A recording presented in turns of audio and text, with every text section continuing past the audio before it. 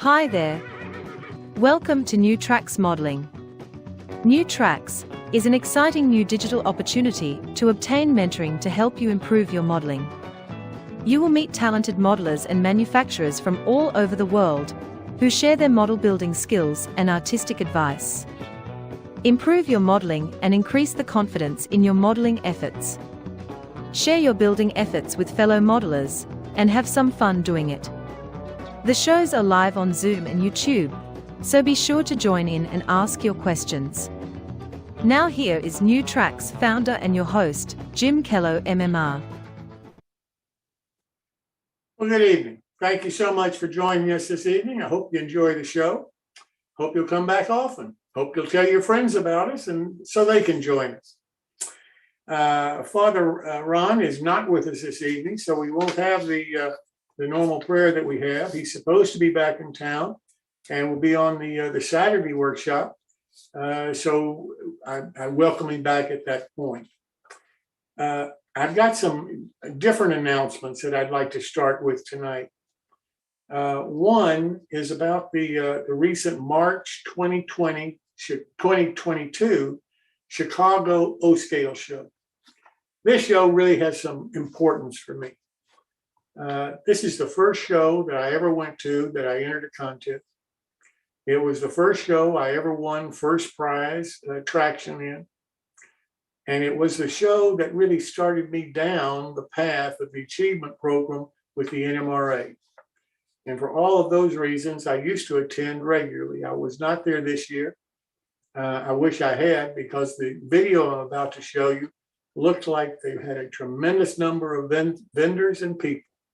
So this won't take very long. Dan Doherty of O-Scale Resource Magazine made this video, and he has sent it out to some people. And I'd like to play it for you now. Chris?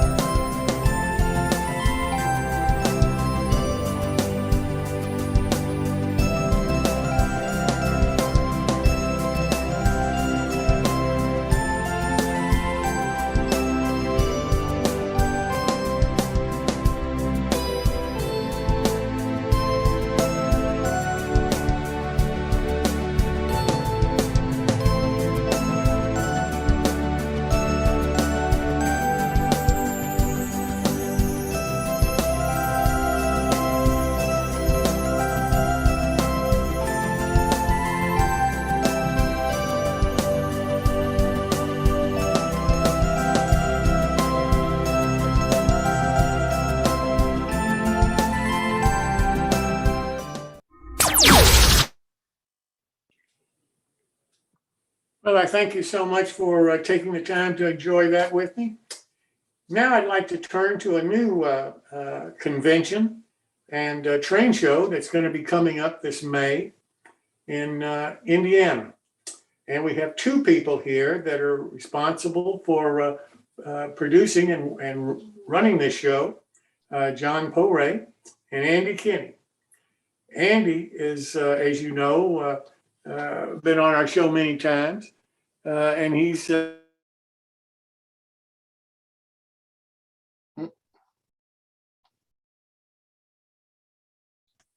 You're muted, Jim. I don't know how that happened. I apologize. I didn't know I was muted. Let me try again. Thank you so much for letting me show the March show. I really appreciate it. There's a show coming up in May of this year that I think that you might want to hear about and participate in. It starts it's in Indiana in May of this year. We have two people here tonight to talk to us about it, John Poray and Andy Kinney. Andy, you know, because Andy's been on the show several times and has talked about the operation of his Nashville line. So, John, Andy, welcome. Look forward to hearing about your convention and train show. Thank you, Jim. It's good to be here tonight. And this is John Poray, as he said, and I'm one of about 20-some committee members on our planning committee for Indy Junction 2022. And my specific responsibilities are facilities and the 3-day train show that's a part of the convention, as well as the modular layouts, or at least most of them, that will be at the show as well. So, Jim, if I may, I'd like to share the screen. Yes, sir. Okay. And do that here. Give me a second.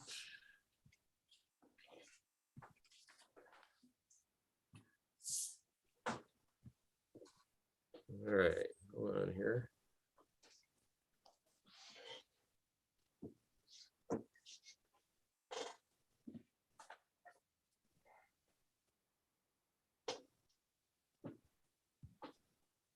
No, bear with me here.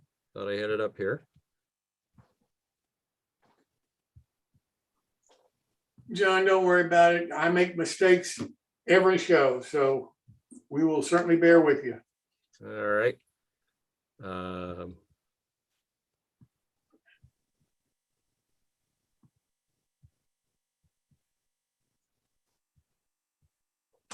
Do you see a PowerPoint? Yes, sir. It's All right. not full. I don't see it full screen, but I see. Yep, you will in a second here. How's that? Yes, sir. Okay. Well, thanks for waiting, guys. So this convention is kind of a one of a kind and actually a one-off convention. Several years ago, the leadership of 3 of the NMRA regions, Midwest, North Central, and Mid Central, got together and said, you know, the 2022 NMRA National Convention is scheduled to be in the United Kingdom. And they thought, you know, that's going to be a great convention, but surely there's going to be a lot of people that will choose not to go to that because of the expense or the time involved. What do you say we don't put 3 regions together and make kind of a super regional convention? And so that idea took off several years ago, and the planning began. Of course, the pandemic hit. The UK convention eventually was canceled due to that, as well as some scheduling problems. In the meantime, this was on the books and financial commitments made. And of course, after that, St. Louis was granted the national convention for this year as well, which happens just a few months after this. But we're full speed ahead, and we kind of bill it as a mini national convention. It has all the whistles and bells, we think, of a national convention. And I'll touch on these briefly as I go through this. As you can see, it's May 18th to the 22nd. It's a Wednesday through Sunday. The convention, typical convention activities are really Wednesday through Saturday, but the train show runs Friday through Sunday, so the 20th through the 22nd. It's going to be at the Marriott East Hotel, which is on the eastern edge of Indianapolis. right by the beltway that surrounds the city and Interstate 70. So easy to get to, free parking. And also, besides the three regions, we have the Chicagoland RPM group with us. Rather than hold their event in Chicago this year, they are joining in with us, and they are bringing with them their typical events. And I'll get into that here in a second. So again, the three regions that are taking part cover as parts are all of 9 different states. And so a big area. And the Chicagoland Rail Prototype Modelers, they draw people from all over the country, actually, but of course, heavy in the Midwest area. So far, as of last Saturday, our registration report indicates we're right around 400 registrants so far for the convention. So we're real pleased about that. Convention activities, and Andy's going to talk about the clinics in more detail when I'm done here, but we have, counting the RPM clinics, more than 85 clinics scheduled for this. And we have the NMRA model contest will take place. Modeling with the Masters is an extra fair item. And actually there's 2 sessions, both sold out already. The RPM will have their traditional display room, which includes a large N scale and HO scale layouts, as well as tables for displaying models and just a space for fellowship, if you will. They'll also have be presenting clinics of their own. And again, Andy will cover that. There'll also be 2 photo vendors that will have rooms all week long displaying what they've got. There are 52 Indianapolis area layouts that are on layout tours from Wednesday through Saturday. Operating sessions also Wednesday through Saturday, about 150 slots. Last I saw, there were less than 5 left. They may be able to add some, but at this point it's close to selling out. With the turnout we're having, it's not surprising that those are almost gone.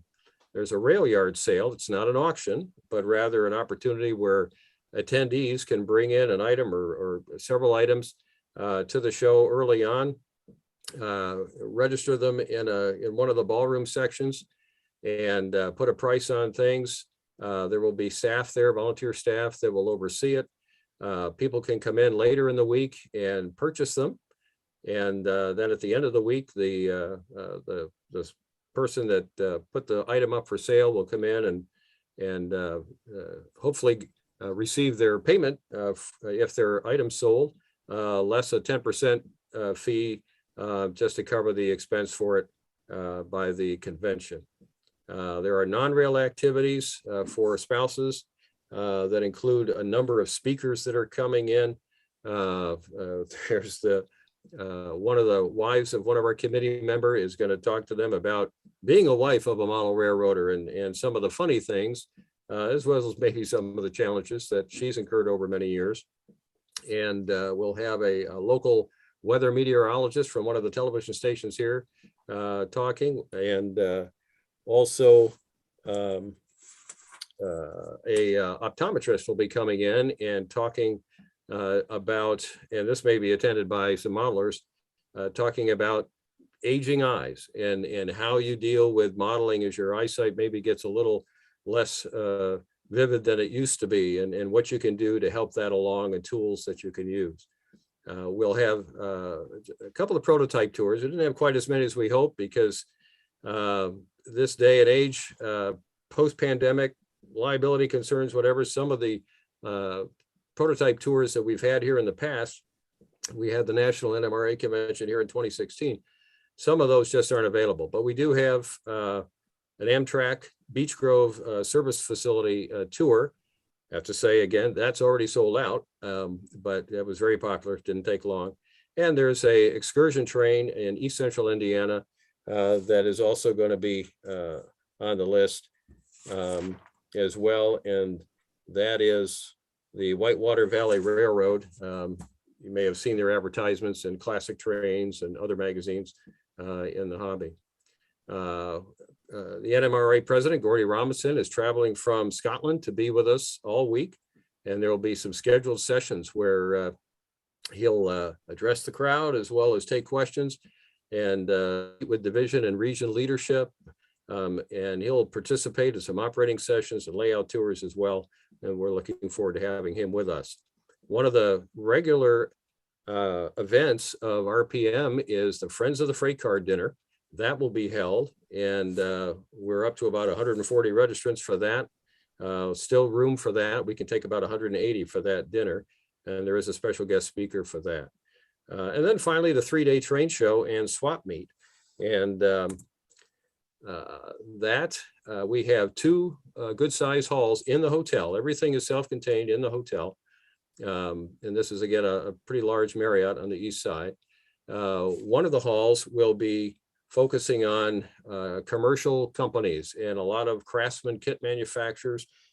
We've got model railroad hobby retailers coming in. And then the other hall will primarily be, well, what we like to just call swap meet vendors. And there's kind of the typical local train show vendors that we all see that have a variety of stuff. And so we're looking forward to that. And then in the atrium of the hotel, we will have modular layouts. O, S, H, O, and N scales will all be represented. The O scale is a 2-rail layout.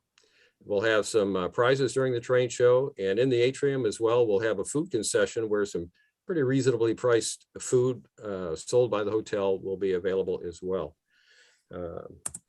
So if you're interested in more about it, you can go to the convention website, which is indyjunction2022.org. And information there is about registration you can find. If you're a potential exhibitor, there's still room in the trade show and meet for tables, and you can find that information there as well. So we encourage you, if you're up this way or want to make the trip, to by all means sign up. Hotels, the Marriott Hotel, again, we increased the room block 3 times, and it's still sold out, our room block. But we have 4 other hotels listed on the website that have convention special rates there. And of course, you can pick a hotel of your choice, obviously, where you want to go. But there are some others there listed for you for your convenience. So Jim, I'll turn it over to Andy, and he can pick it up from here. Thank you so much. I appreciate it. Thank you. Okay, I'm here. There we go.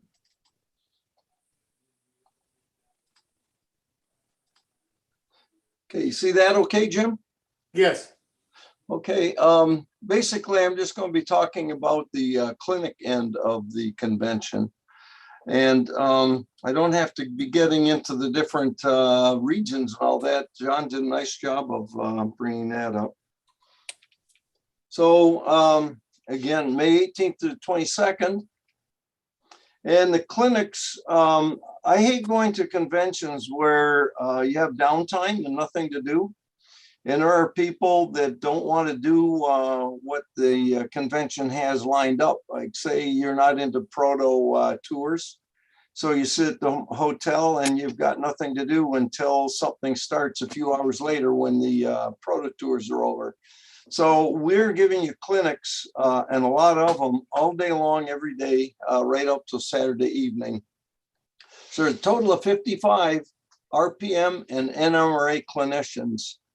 They are presenting approximately 85 different clinics. Almost all will be presented twice for a grand total of 165 clinic presentations in 7 separate clinic rooms and open to all convention attendees over the 4 days. Now, we're not going to go into detail on this, but these are on the website now, on the convention website.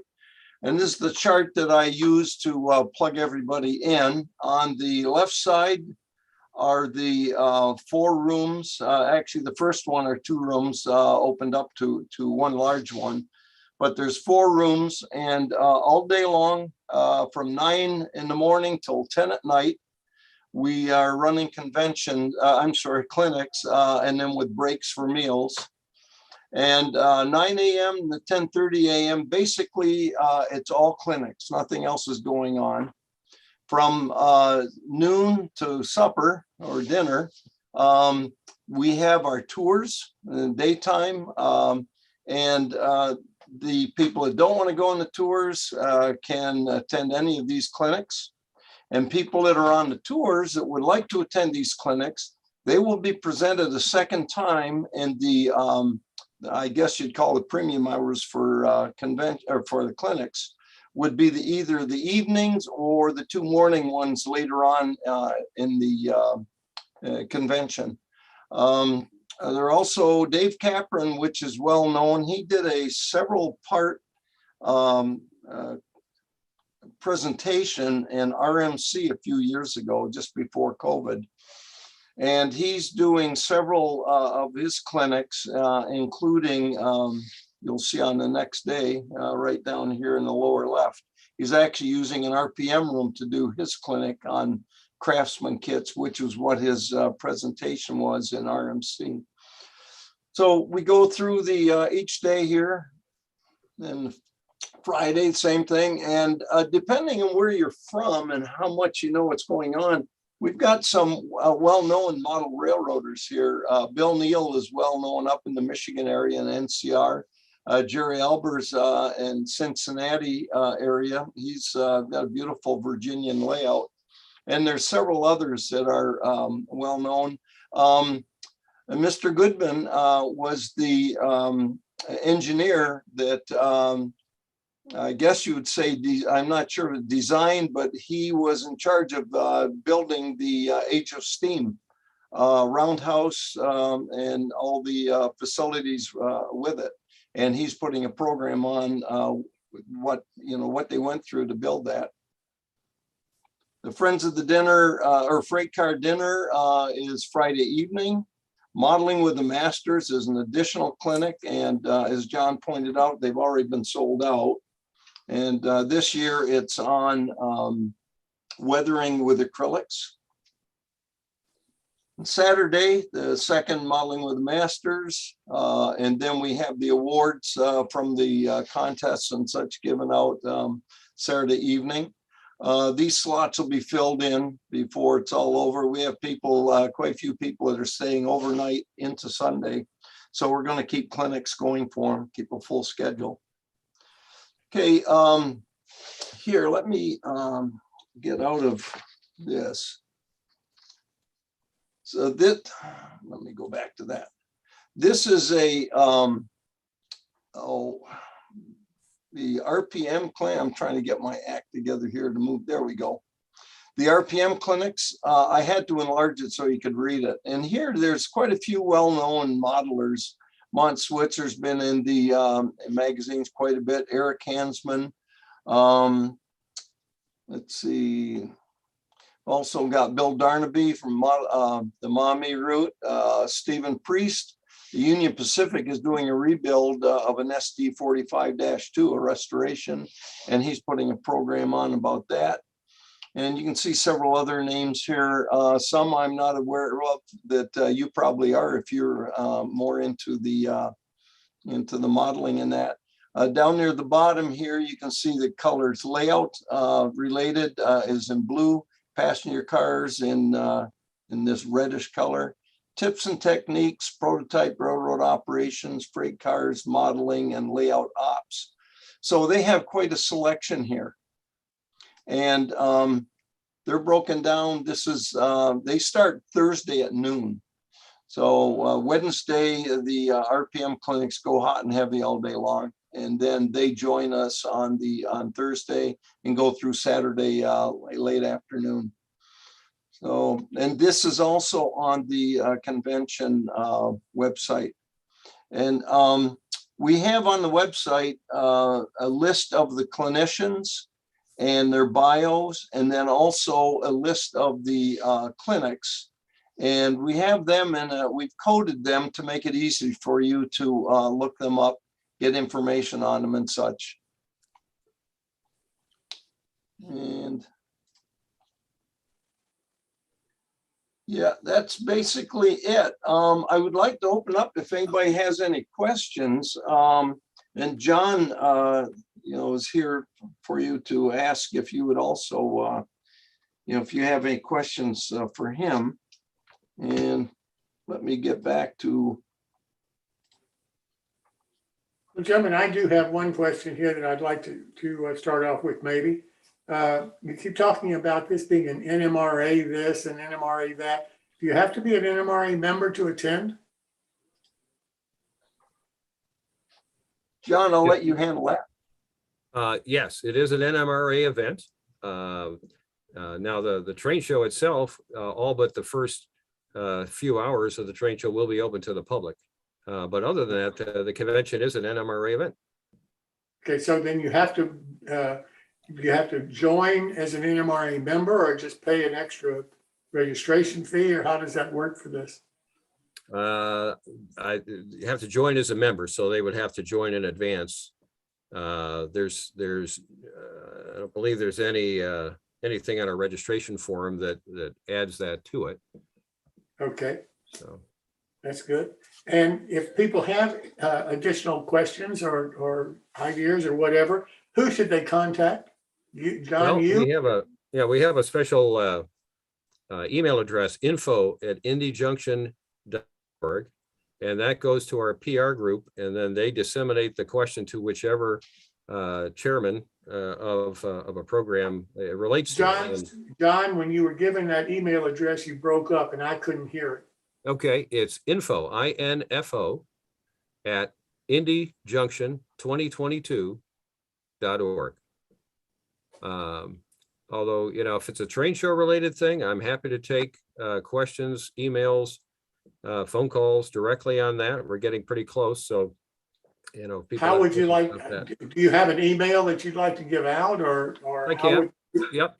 or maybe put it in the chat function? if I you can do that here in a second. I'll put an email address in there and That's great. And Andy, would you like to do the same thing if they've got questions for the clinics and all? I'll be happy to, Jim. something I wanted to mention that I forgot to is that I talked about a number of layouts that we'll have there, mostly Friday through Sunday for the train show, although the RPM layouts will be set up on Thursday and run through Saturday. But in addition to that, we have a large T-track setup that will be done in a large ballroom space that last I heard, there were over 100 modules included. That's being organized by one of our committee members out of the Mid-Central region, and there's participants from all three regions and many divisions taking part in that. So that they're going to set up on a Wednesday and keep it up and running all week right through into Saturday afternoon. Now, John, these are the 1 foot by 1 foot modules that are put That's on right. tables and connected. Right. All right. Well, listen, gentlemen, I do thank you so. Oh, one more question I got for you, John. For a vendor who wants to attend, what's the price of the first table? The tables in the what we call the commercial hall where the companies are $95 a table. The swap meet hall, which is about 100 feet away from the other hall, those tables are $30 a table. And those are, again, kind of the, you or me, you or I that have some excess model railroad stuff we want to sell from our stash, that want to buy a table to do that. So it's not really for the company side. Okay, fine. Well, listen, I wish you all the best of luck with your convention. And if you'd like to come back and talk about it some more at another time, please let me know.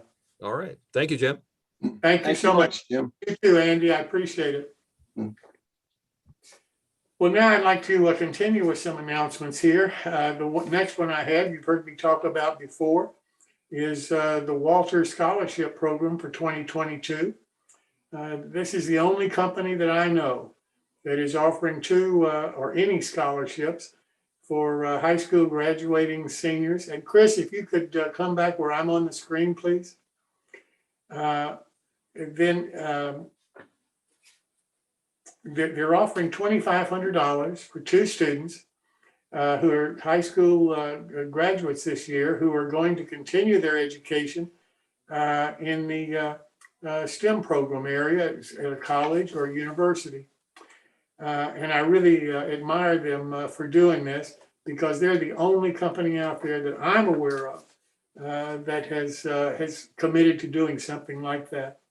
The only model railroad club I'm aware of that's doing something like that is Greg Cassidy's club, the Rockville Model Railroad Society.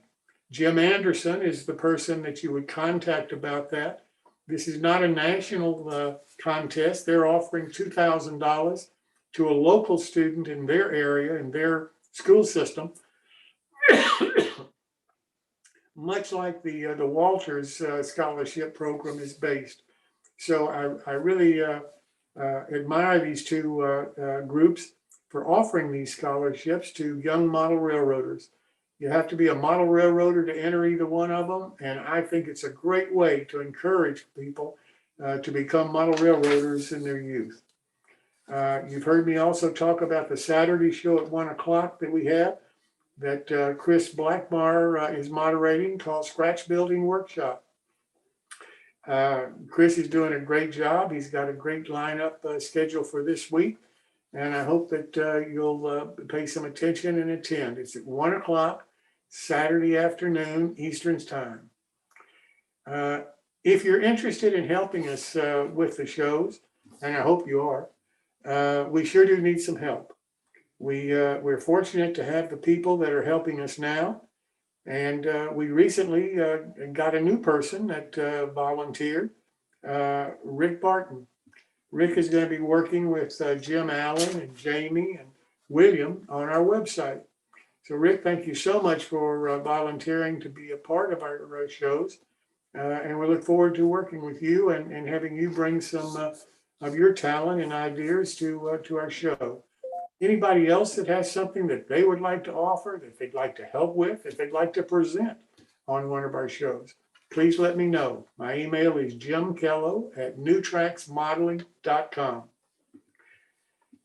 Now I'd like to turn this over to Phil Edholm and let him talk about a new series that we're starting on April the 27th. And it's about local clubs and NMRA divisions. And it's meant to try to get you in touch with what's happening locally around the world.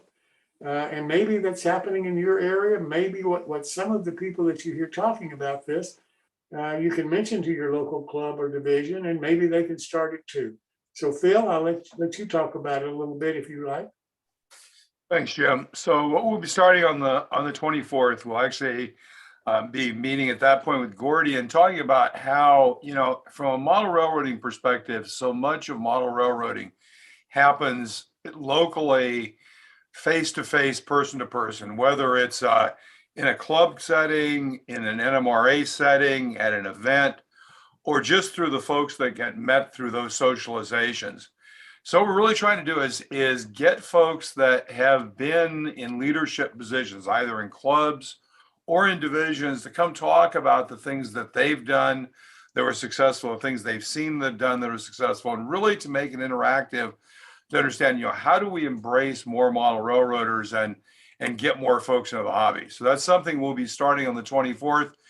If you have someone that, is doing great things, I think the convention we just saw in John and the folks there is a very interesting concept, but think about it at the local level. What are local divisions doing? If you have someone, send an email to them and to me as kind of an intro and say, hey, talk to Phil, and I'll recruit them to come. We'll be doing it about every other week going forward from April 24th on. Anyway, thanks, Jim. Yes, sir. And let me make one correction. It's April the 27th it starts. April 27th. And then it'll be every couple of weeks after that. So Phil, thanks so much for doing this. I look forward to this. Now I'd like to talk about the build-alongs on our shows. We have several coming up. We have several tonight that you'll hear about in a minute. On May the 25th, Chris Corse, who owns Conowingo Models, is going to be building one of his new kits. And the kit is called the Kellow Trolley Station. Thank you so much, Chris. I appreciate the name very much. And the information about the kit in HO is available on our website and his website. The information on the O-scale version of the kit will be coming out soon, I think maybe by this weekend. Then on June the 1st, Bill Banner, owner of Banner Model Works, will start a build along of our first OM30 model, and it's his model of an OM30 caboose. So we're looking forward to that because this is kind of new territory for us. We hope to do more narrow gauge in the future.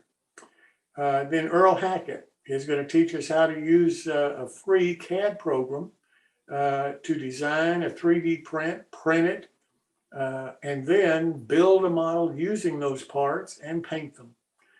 So I think that's going to really be interesting. This is going to be a long series. It's meant to take you step by step through the actual development of the parts with a CAD program that's free for you to download.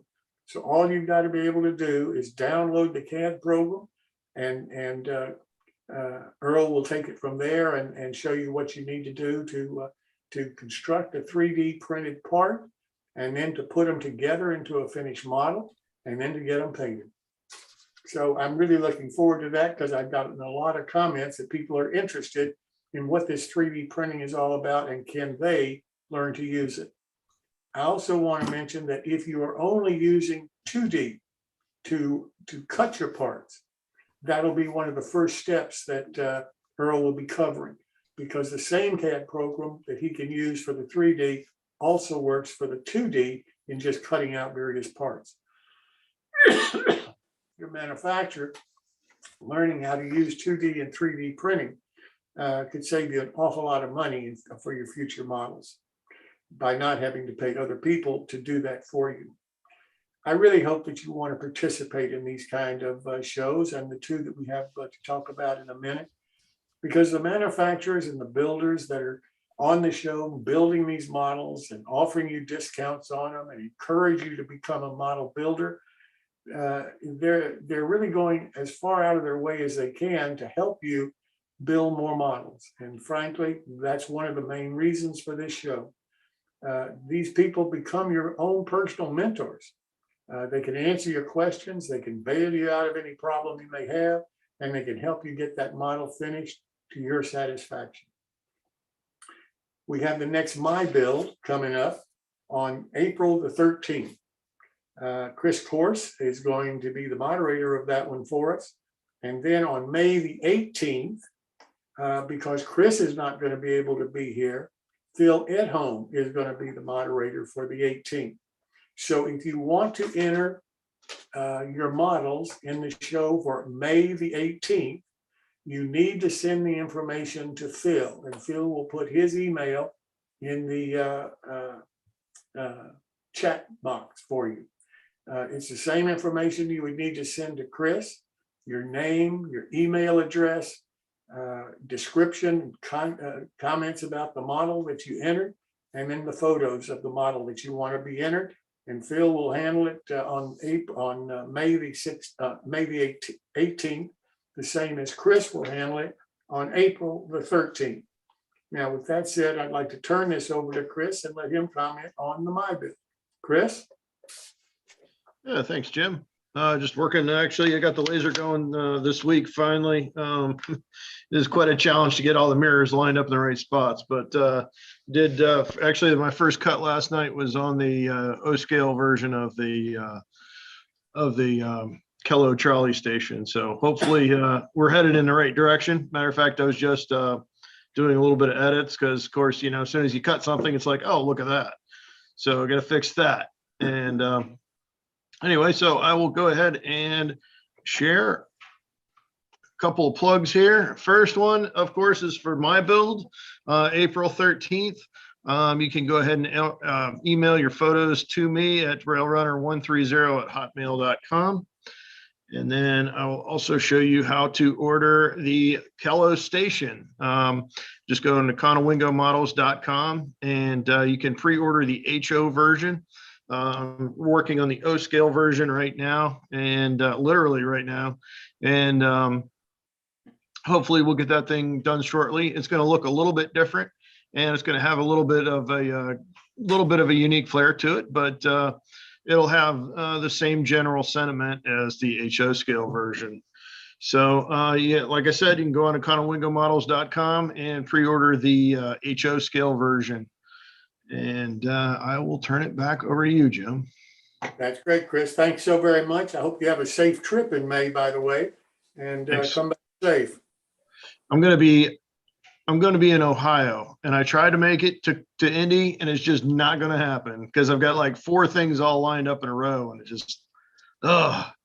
And just sitting here listening to everybody talk about going to Indy, it's like, oh, come on, I can do this. I'm like, no, I can't. But anyway, back to you, Jim. Okay, thanks so much, Chris. Now I'd like to run a short video of 1 minute for Dan Darty's company. Dan is the sponsor for our My Bills. The purpose of his 2 magazines, S-Scale Resource and O-Scale Resource, are to bring modeling back into the hobby. And so that's just so fitting for the program that we have for the My Bill. So Chris, if you could run that 1 minute video for me.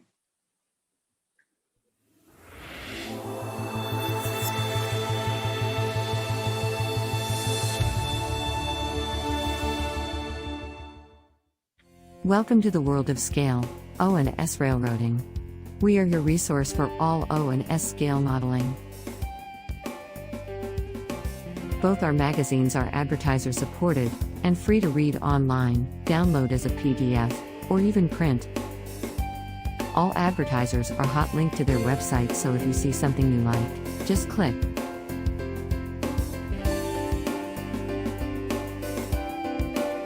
Please check out our websites for the current issues. All back issues available free for the O-Scale Resource and the S-Scale Resource magazines. And, if you are a manufacturer, distributor, or retail establishment, please contact us through our website for advertising opportunities. Thank you, Chris. I appreciate that. I do want to make one more comment and then we'll go to our show. If you were here a couple of weeks ago, you saw our show segment on In Scale Today, where we tried to update everybody on what it's like to be an in-scale modeler today. Well, I've got set up an S-Scale show of S-Scale Today and an O-Scale show, O-Scale Today. My question for you is, and you don't have to answer it right now, but I would appreciate it if you could send me some emails to Jim Kellow at newtracksmodeling.com about your opinion. Would you like to see one on HO scale? A lot of people, I mean, that's the most popular scale out there. A lot of people may know about it.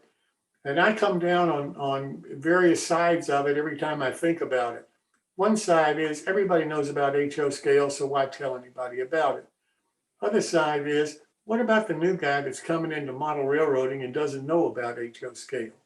Or what about the guy that was in HO scale a long time ago and has been out of the hobby for years and years and years? Would he be interested in seeing what's out there now, what's new in HO scale? So I'd really appreciate your opinion. I don't want to bore you with this. If you're not interested in it, fine, tell me. If you are, I'll try to put that segment together. I'm working on a segment right now for narrow gauge, and I want to try to do one on G scale. But the HO one is the one, and I'll even consider Z scale if you're interested in me doing one of those. If you'd like to find out about it, then I'll try to get the Z-scale people to come and talk about what Z-scale today is. But I need your input on it. So please send me an email, Jim Kellow at newtracksmodeling.com. Well, with that all said, and I know those were long announcements, and I appreciate your patience, let's start our quick tip with Paul Thompson. Paul, welcome. Thank you, Jim. Let me just get this screen share up here. All right. There we go. Okay. I hope you're all seeing what I'm seeing, which is basically a truck windshield. What I see. So basically, I thought to myself, all right, this is an idea that I use, and I've used it quite successfully. And this whole idea here is to introduce you to glass, because I got very lucky, and this was very difficult for me to photograph, but I hope you all see it. This is a basically a 6 by 30 inch glass desk, which is exceedingly flat and gives me a flat surface to work on. Now, obviously, not everybody is going to luck into one of these things. And you have to have a place to put it. My whole point here is that building on glass or using glass as part of your workbench, and the reason I showed the pickup truck window is if you can find an old vehicle, say from the 50s with a very small window, you can go to the wrecker and find yourself a nice piece of glass, which is fairly flat if you use the inside. The outside may be pitted, but it gives you something to build on. And as you can see, you can put your mat down on it. It's nice and flat, keeps your building square, keeps everything square. In some ways, I prefer it as opposed to working on, say, a wooden bench. I would even put the glass on top of the wooden bench to work on. The other source that I found was possible is there's a glass door in this old microwave that I have, and you never know. You can find this stuff everywhere. What you need, though, is good plate glass. It's thick, and you don't want to just use window glass. It's just too thin for this kind of thing. But that's an idea, and I thought I'd give you a bonus tip tonight. This is a way that I've found of just mounting instructions. It's available at places like Staples. It's just a small plexiglass card holder or whatever, 8x11, and I used it to put instructions up as I'm doing it. And basically, that's my tip for the night, guys. Consider finding yourself a nice glass surface. And of course, if you're N scale, it's easy. If it's O scale, you may need the back of your pickup truck window. Thanks. Thank you, Paul. It's a great idea. Welcome back, by the way. Hope you had a safe trip. Thank you. Well, now I'd like to turn to Dave Vaughn, who owns Wit and Wisdom Models, and Jim Murphy, who is going to build one of Dave's kits called Nighthawk Cafe. And this is not the actual start of the My Build, but this is an introduction to it, an introduction to Dave's company and to Jim Murphy. So, gentlemen, welcome. Thank you so much for being here. Thank you very much, Jim. We have a PowerPoint to cover some of this, and I'm hoping that we can activate it if Phil M. Holm can take it up. This is slide 1. Very good. When we need to change slides, I will simply ask that we hit the next slide. Don't do it yet. Thank you. I'd like to thank Jim Kellow for the opportunity to appear on New Tracks. And I'd like to thank Jim Murphy, who's been building the kit that Wit and Wisdom Models produced of Nighthawks, and will tell us about his experience. Jim is a great modeler. I suspect many of you know him, and I know he's going to do the kit proud. During my talk, I'll be referring to different websites and email addresses. I'm going to put them up on the screen now. Next slide, please. If you want to jot them down, or if you want to really be modern, use your iPhone and take a photo of them. And there's one that I omitted, and that is the website for the Chicago O-Scale show. And I bet Dave Schultz, who is on the call tonight, can put that up in chat to give you the website. I want to put in a little plug on the Chicago show, about which Jim talked earlier. This was held this past weekend. I was there. It was a huge success. Jim Kellow, sorry you couldn't make it, but next year it'll be even better. We had sold out tables. We had 650 attendees who battled $4 gas, bad weather, and residual COVID concerns to be there. Next year's Chicago show will be at the same place, March 16 to 19, 2023. And I want to thank David Schultz, who's on this call, on behalf of all of the people who worked on and attended the show. He had a major hand in its success. As to Indy Junction, John mentioned aging eyes. Well, I'm an O-scale modeler and I have the perfect cure for aging eyes. No special tools required, no cost. All you got to do is switch to O-scale 2-rail. Ken mentioned clinics at the Indy Junction show. He did not mention that I will be presenting 2 clinics at the show. First, an introduction to 2-rail O-scale, and a second clinic on the model railroading life and contributions of John Armstrong. I've done those presentations before, and they are generally very well received. Jim asked me to give you a bit of background about me and how I came to produce the Nighthawks model. Like many of us, I have a lifelong enthusiasm for trains. I started in the Midwest. I started in HO. My introduction to serious modeling was reading John Armstrong's Track Planning for Realistic Operation, which came out while I was still in high school.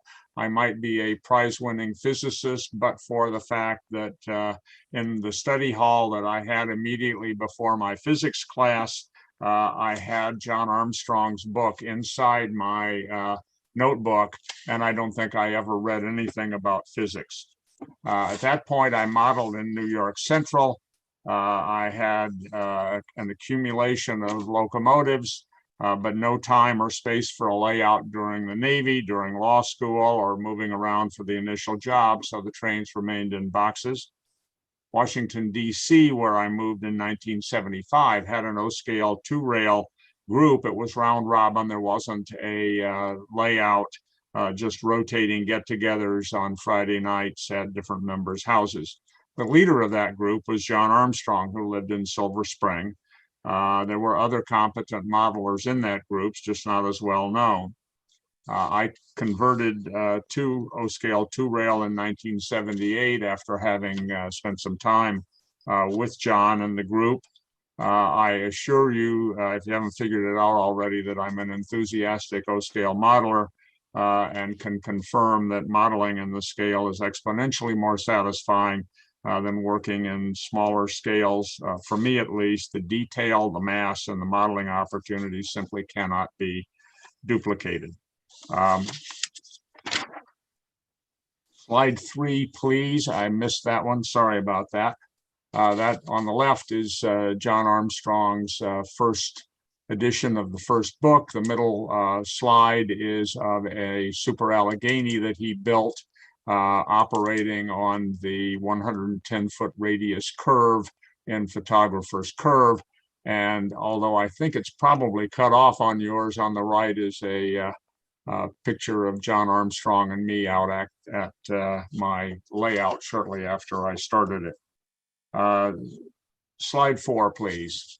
In 2-rail O-scale, I concentrated on the nickel plate, which has beautiful equipment, a simpler roster, and fascinating operations than most railroads. Think nickel plate Berkshires, hauling freight at 60 miles an hour on Alco PAs in the Bluebird scheme.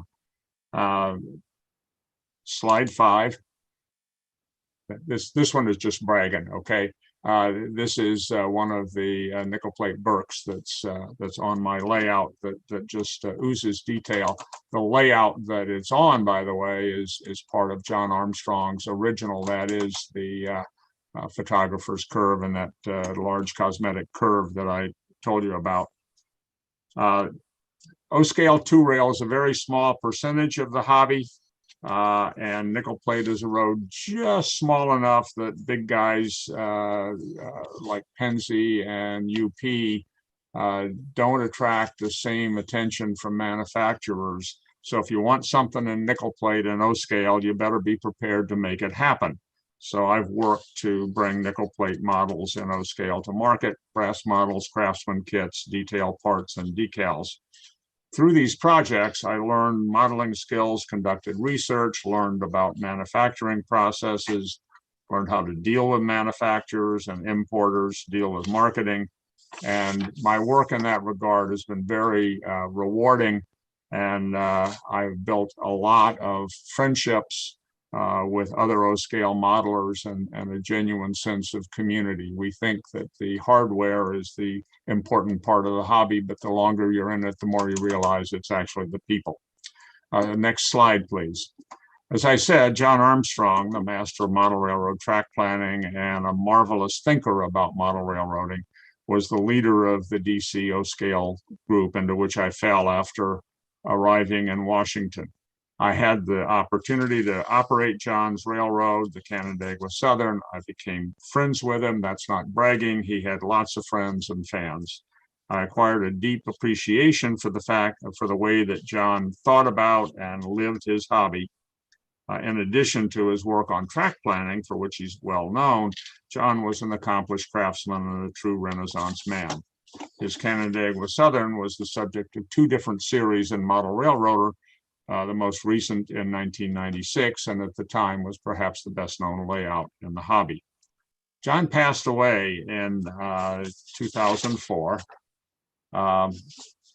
and right after the 2004 O-Scale National Convention, of which his layout was on display. The ugly truth is most layouts get thrown out when their owners pass away, become disabled, or move to retirement homes. The family has little time to get the house emptied and on the market. I had some space and some experience rescuing heritage layouts, and I worked out with the Armstrong family an arrangement to remove significant parts of the layout and reinstall and integrate them with my existing layout. The results of that work, I need the next slide, please. Here are parts of my integrated nickel plate and Canandaigua Southern layout, generally focused on parts of the layout that were part of John's original Canandaigua Southern. The results of that work of saving John's layout and reinstalling it were written up in Great Model Railroads 2016. Next slide, please. Back copies are still available from Kalmbach. I don't get any royalties, but it is fun reading. Take a look at it sometimes. I also acquired from John Armstrong's family his project notes, plans, and photographs for the different projects that he worked on. John was an engineer, and he was very methodical about the documentation for his projects, both on the planning end and then as he built it and after it was complete. Perhaps the best known of John's projects is the structure he built based on the famous Edward Hopper painting called Nighthawks. Next slide, please. John was an art aficionado as well as an engineer, and he studied the painting closely and backwards engineered the painting to produce a credible model. Big secret, Edward Hopper played a lot of games with distance and perception, and really the painting is very interestingly distorted for artistic effect. John produced a credible model. Next slide, please.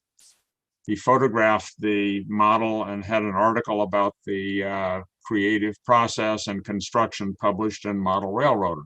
I'm a big Hopper fan. I had been blown away by the painting long before I knew about John's project, and was blown away all over again by the model.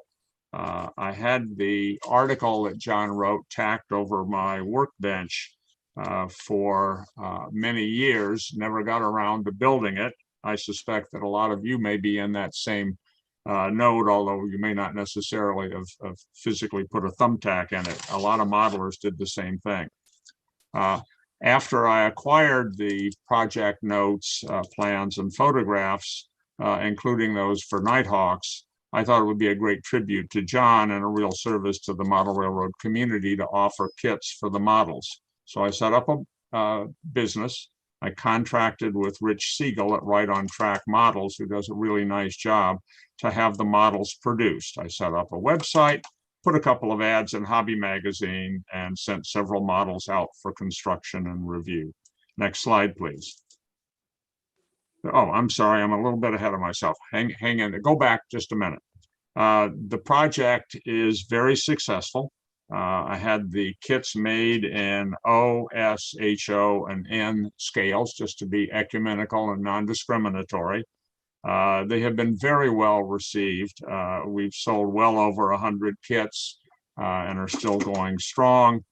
We are sold out at the present time in several versions and scales, and will be reordering as demand warrants. Now let's do the next slide. So people ask what's next. Well, our next project is going to be another John Armstrong model, his 200-ton articulated covered hopper called the Cementipede, which he designed. There is no prototype, built, photographed, and published. This model will either be 3D printed or resin cast. I'm using it as a way to familiarize myself with the 3D printing process, which I think just has incredible potential, especially in O scale where short runs are common. It will be offered mostly ready to run. The market for kits, even in a scale like O, where there's a lot of model building, is much smaller than more complete and ready to run models. Initially, we're only going to offer it in O scale, but let us know of anybody's interest in having it produced in other scales, and feel free to provide me with comments and questions at the website address that we are going to put up again. Next slide, please, with contact information. One more slide, I'm sorry. Yeah, there we are. Back to the website. It's got the email and the website. If you have questions that don't deal with wit and wisdom, the Nighthawks or the Cementipede models, get to me at the personal email. And look on the chat room, because I have a feeling that Dave Schultz will find probably already knows by heart, the Chicago O-Scale Show website, so you can get ready for next year. With that, I'm going to turn it over to Jim Murphy. I thank you for your attention and the opportunity to appear, Jim. Yes, sir. Thank you. All right. Chris, if you could go ahead and run the video. It's kind of self-introducing, and it's a little background, and then I just jump right into the building. Well,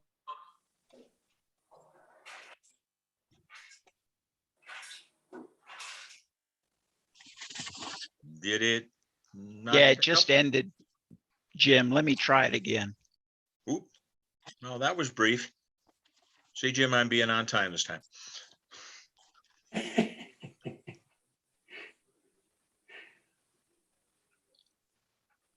That's just.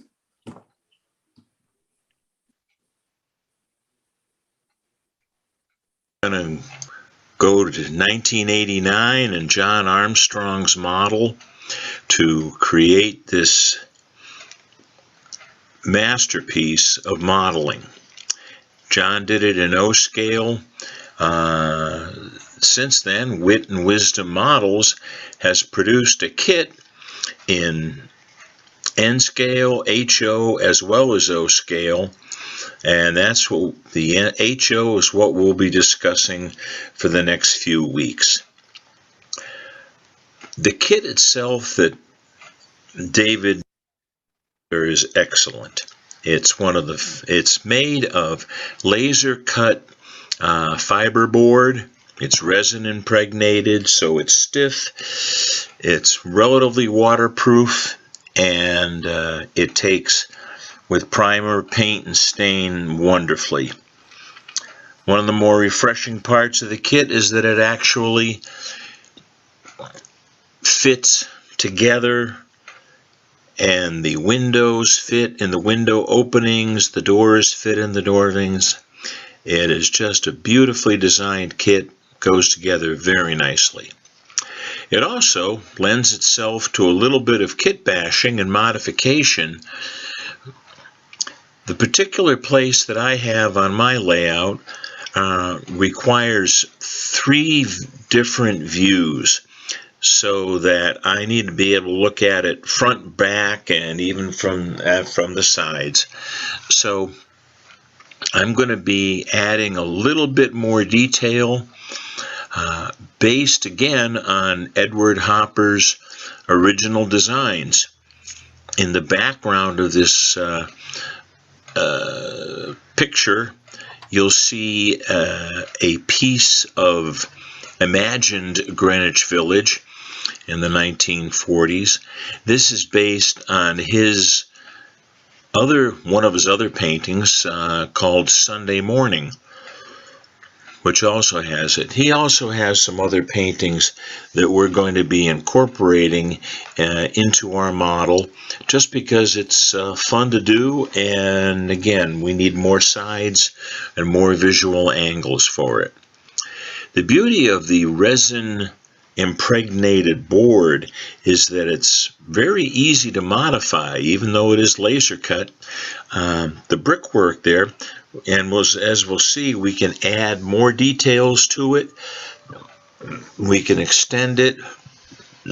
For instance, I'll be adding some windows and doors to the side walls, another storefront to the back, and another sidewalk extension going out to what's going to be the factory area. Another feature of this will be a little emphasis on interior detailing.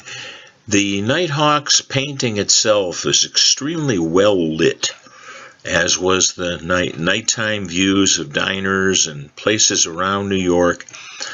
The all-nighters were very brightly lit as kind of like an oasis of a place to hang out when times were sad. Remember, this was only 6 weeks after Pearl Harbor that Edward Hopper released Nighthawks, so the mood there is appropriate for the time period. By adding on some additional details, we can increase the mood and get ourselves right back into 1942 with all the activities. And in order to show that, I'm going to be adding internal lighting to all of the buildings, and we'll talk about techniques of being able to do that. Another feature will be, because we are adding extra details, at the roofs of the buildings will be removable, so that we can add details or also work on details as time permits. You don't have to finish them all at once. Once the lighting is in, you can still take the roof off, change the angle of the lighting, which was very important to John Armstrong, as well as add additional details to your model. Finally, we're going to mount it on a common base so that it can be elevated closer to eye level. As John Armstrong pointed out, Edward Hopper was 6'5", and the angle that he's looking at inside the diner is from a man standing outside the corner, 6'5", and that's his viewpoint. In order to duplicate that viewpoint, we need to either scoot down or raise the model enough so that an HO scale 6-footer can look into the diner at the right angle. In order to do that, the whole platform will be elevated a lot like John Armstrong did on his layout, so that we can improve the visual. So let's see what's inside the box. Firstly, a number of prepackaged parts. Everything is very well packaged. There's plenty of pops there to protect it. You have illustrations, a full sheet of instructions. The instructions consist of step-by-step assembly, also complete parts lists with pictures of what each part looks like. Remember, you're going to be separating these from a laminated laser cut board. Once you start looking at the inside, all the small parts are individual plastic bags, well protected. The windows, also the 3D printed components are there. First question you got to ask is, how big is this beast? So I laid it out, putting the floor section of the diner, the sidewalk, the hardware store, building, and barber shop, lay those end to end, and just to see how much space they would take up. The long thin line is the extension of the warehouse factory front.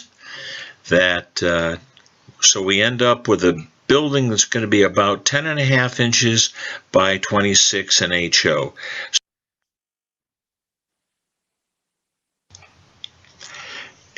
After you've cut pieces from the individual sheets, put them on a carrier, move into the spray booth, and paint with a matte finish enamel. I prefer the Krylon brand. This will seal it after it dries so that you can apply water-based acrylics or enamels to it, and there won't be any warpage of the resin board. Start with the base of the diner building. Remove any fuzz with an emery board. Lay it out on a non-stick surface on your workbench. I'm adding a few extra details, so I'm cutting additional window and door openings on the back walls because those walls will be seen on the final model. Cut some openings with an X-Acto knife. Make room for titchy windows and doors. Make sure all your cutting is done before final painting of the wall surfaces. Mount the walls using white glue. I don't recommend ACC for this. White glue gives you some good working time. It also helps to fill very small gaps between the wall openings. If you want to add more openings, in this case a rear entrance door to the diner, find your window or door casting, mark it, cut it out with an X-Acto knife and a straight edge. Use a very, very sharp knife and continue to resharpen it as we've discussed in other activities. The resin board will dull your blades very quickly. Do the inside walls as well to allow for that new door opening. Straight edge and an X-Acto knife, keeping it sharp. Cut it on, I like a tile for a cutting surface. Start assembling your walls. Check the fit of everything. In this case, I decided that I was going to add, in addition to the wall opening, I was going to open another opening in there. As you start gluing walls together, you can scribe small mortar lines to provide a smoother activity. Do this after the glue is dry and you'll get nice mortar joints along there. I also added a piece of scrap to use for a sidewalk on the side of the building. I'm going to be adding more details over here. As I saw before, we're adding a door and a window. So we need a sidewalk leading up to it. On the back side, use a small bit of white glue to fill in the gaps. The interior of this building is going to be painted, so a little glue helps. Also make sure your walls are square and true. I use steel weights a lot. Just use heavy enough weights and you can keep everything plumb and true. Use this while the glue is drying. In this case, for the extension piece that I've added from scrap, it's a different color here, and weight it down. Again, hit it with white glue and then pass it up. Again, on the joints, use a knife or a scriber or something to continue the mortar joints, and they'll virtually disappear after you've used a knife to continue the joints. On the inside, I add a spacer or support for an inside floor. Here I use a compass to draw an even line from the tops. Next, I start cutting an intermediate floor out of plain cardboard. Just an X-Acto knife. I traced out the pattern from the top of the building, trace around that, cut it slowly so it fits snugly inside and rests on the horizontal supports that we glued in the previous slide. This allows for a floor on the second floor. Paint up some intermediate walls that fit inside the floor, and these will be like view blocks when looking through the windows from the outside. Next comes the toughest part, and that's bending the corners for the diner section. I noticed that Martin Breckbiel had a little bit more trouble for this, so thank you for your write-up, Martin. I then learned how we could take and get these boards to bend more easily. They're fiberboard, so what would they react to heat and steam? So first, start by cutting all the openings smooth. After you break them loose, they already have been pre-painted, so they're ready for final painting, but just smooth out the edges. Do the same inside and outside to all of the components that are going to be used in the laminate to build up the diner outside walls. These will be trimmed, and here it is, the magic steam iron. I was sent away to college with the understanding of how to work one of these things because I was not to bring my laundry home. So this is a skill that's lasted a lifetime. Practice on a piece of scrap, and we're steaming it and heating it at the same time, just a plain old shot of steam to soften that resin cured board material. Then do it for the real thing after you've practiced on a scrap piece. Heat it with steam, blast it through there. It softens the wood so that it won't split. Wrap it around a mandrel evenly, slowly. If it doesn't go, give it another shot of steam. The idea is to do it without splitting it, as we learned from a previous activity here. And when you're through, it will hold its shape and not split. There are no split lines across the front here. Let that cool, then start to laminate all the pieces together. There's basically 4 layers of the outside of the diner. There's the trim in yellow. There's the inner board. There's the plastic that's going to go in there. So as you start to assemble these, and again, these are all held together with white glue, clamped, smooth them as you go along. Put the restaurant walls into their slots along the base plate.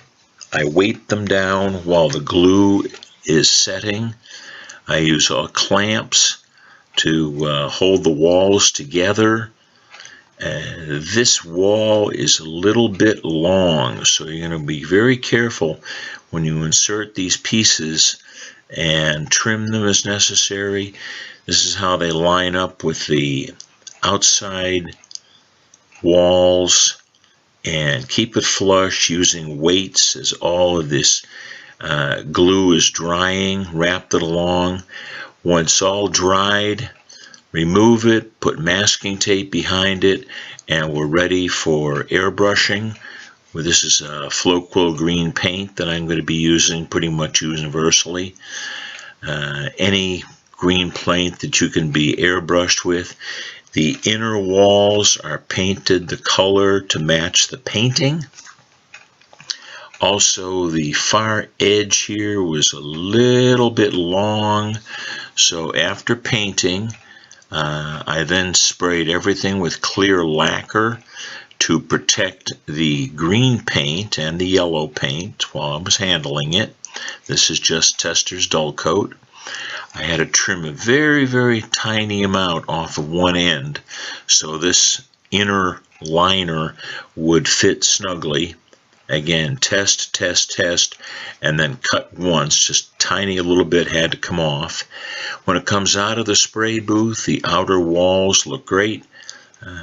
All the siding has been put together. The upper roof pieces are in place. And it's ready for that. The inner walls, which support the roof, were a little bit too tall because I want this roof removable. So I had to trim some of that away. Again, razor blade works very well on it. Here's the trimming. That's all I had to take off to make that roof over the diner fit snugly into the walls. So I cut the end wall, set the roof in place. Again, nothing is really glued down yet because you still have to do a lot of cutting and fitting. The roof section drops right in and stays in place. If it requires, you can do a little sanding on the edges of that roof to get it to fit just right. Then once that fits snugly, give it a coat of paint on the top. Here you can see the inner liner in place. Again, nothing is glued down. Neither the roof nor the walls are glued permanently yet. Next, turn ourselves to the upper roof, which is putting the trim strip around it. That's pre-painted. The roof has got a coat of paint on it just to get started on it to make it waterproof. And this is going to rest over the main body of the restaurant building. Here you see the outline where it's notched, and that fits in snugly onto the top of the roof. It's held in place by the trim strip. Turn the building upside down so that the top cap is down, and then add thin pre-painted wooden strips, and that's what holds the roof in and also disguises the roof joint, so you get a nice smooth fit on the top there. I just glued strips along there, trimmed them, and that wraps completely around the building. While I'm working on the building, I wanted another feature of a skylight. So I traced it out in right position with pencil line there, and here is the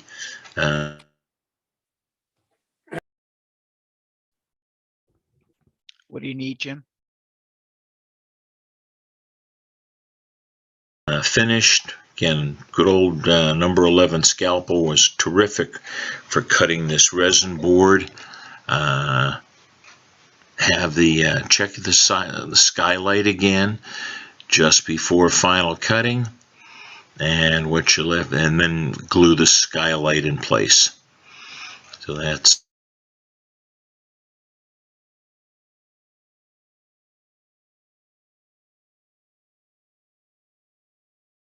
David and Jim, but I'm afraid we're running over the time here, and I thought this was going to be kind of an introduction. I didn't know you were going to try to build the whole model here tonight.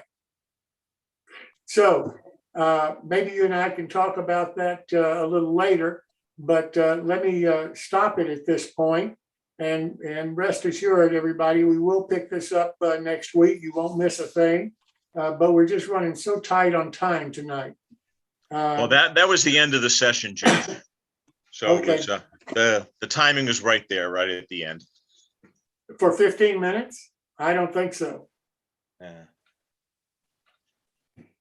So anyway, now I'd like to turn to Rick and Maureen Hunter, because they're building a build-along for us of their Hunterline 50-foot Queen Post Railroad Bridge. Rick, Maureen, welcome. Hi, Jim. Thanks. Yes. We're Rick and Maureen. We're Rick and Maureen from Hunterline in Cambridge, Ontario. Maureen's going to show you exactly what we're building with this kit. We started it last week and we got probably all the preliminary stuff done last week. And for the guys who are building it along with us, that's great. Okay. We are on the YouTube system too, so we can do it that way. So I think somebody there is going to push a button and we're going to do session number 2. Yes, sir. Thank you. Hi, everyone. You're with Maureen and Rick from Hunterline. We're all ready to do our second session of our build along of our 30-foot, 50-foot queen post covered bridge. Maureen's going to take us through the steps today to do the base of the bridge, the ties and the stringers and the underside of the bridge. And we hope to get this underway so we can get it dried for the next part of this next week. So Maureen? Yeah, okay. So I've got my drawing taped to the board with the wax paper on top. I've got all my materials here. I've got all my ties. They should be all pre-cut for you, so that saves you a lot of time. One thing that you can do with your ties is stain them different colors. I've made mine all the same. I use my light gray. They do come out in a varied color, even just doing them with one color, but you could put a handful in say a creosote black and a handful in tie brown and then just lay them haphazardly. But I chose just to do mine in light gray. I've got my 8x8s for the shims under the tie stringer assembly, the 8x12 for the cords, and the 8x14 for the stringers. You can always go to your little bill of materials. I always cut mine out and paste it to my board. I don't know if you can see that. No. Anyway, it's on your big template drawing, and you can put your bill of materials there, and it will tell you exactly how many pieces that you should have. And for example, the cords are 8x12s, and there's 2 pieces needed on the bridge, and you've got 1 piece supplied to you. Okay. So the first thing I'm going to do is cut all the lumber that I need for this tie stringer assembly. So I've measured my stringers. Just put it on your drawing, and you can cut it with a razor saw. I've got most of mine cut already, but I'll take this one, and I just start it with a little notch here. Take it to your cutting board.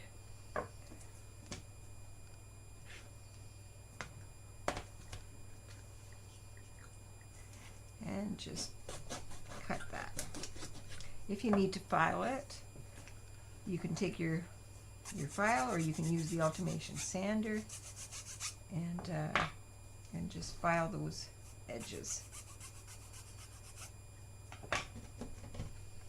And you need 8 stringers, I believe. 1, 2, 3, 4, 5, 6, 7, 8. And I think I have 8. I used the Ultimation slicer to get all these exactly the same, so that was great. It works pretty nifty. I'll show you how easy it is. It's got the repeater on it, so you just measure the length. I had my stringer in here, each one for that size. Tightened it up, and it just slices perfect, so they're all the same. So that saved me a lot of time. So I've got the stringers done, and I've got my 1 piece of 8x12 for the cords. So I'm going to measure that on this drawing. They're the 2 they're very large timbers that go underneath. Yeah. So I'm going to measure that. Just going to put a slice there. And I'm going to grab that slicer again and put it in the slicer. slice that, just measure, make sure I got it right.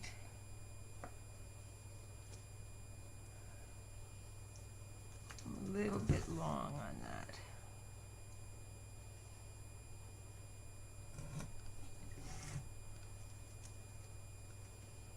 Perfect.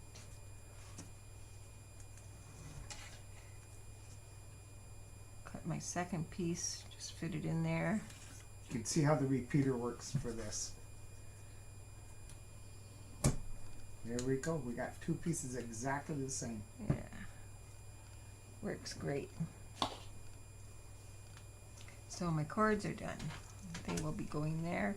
And I need shims. So they're 8x8s.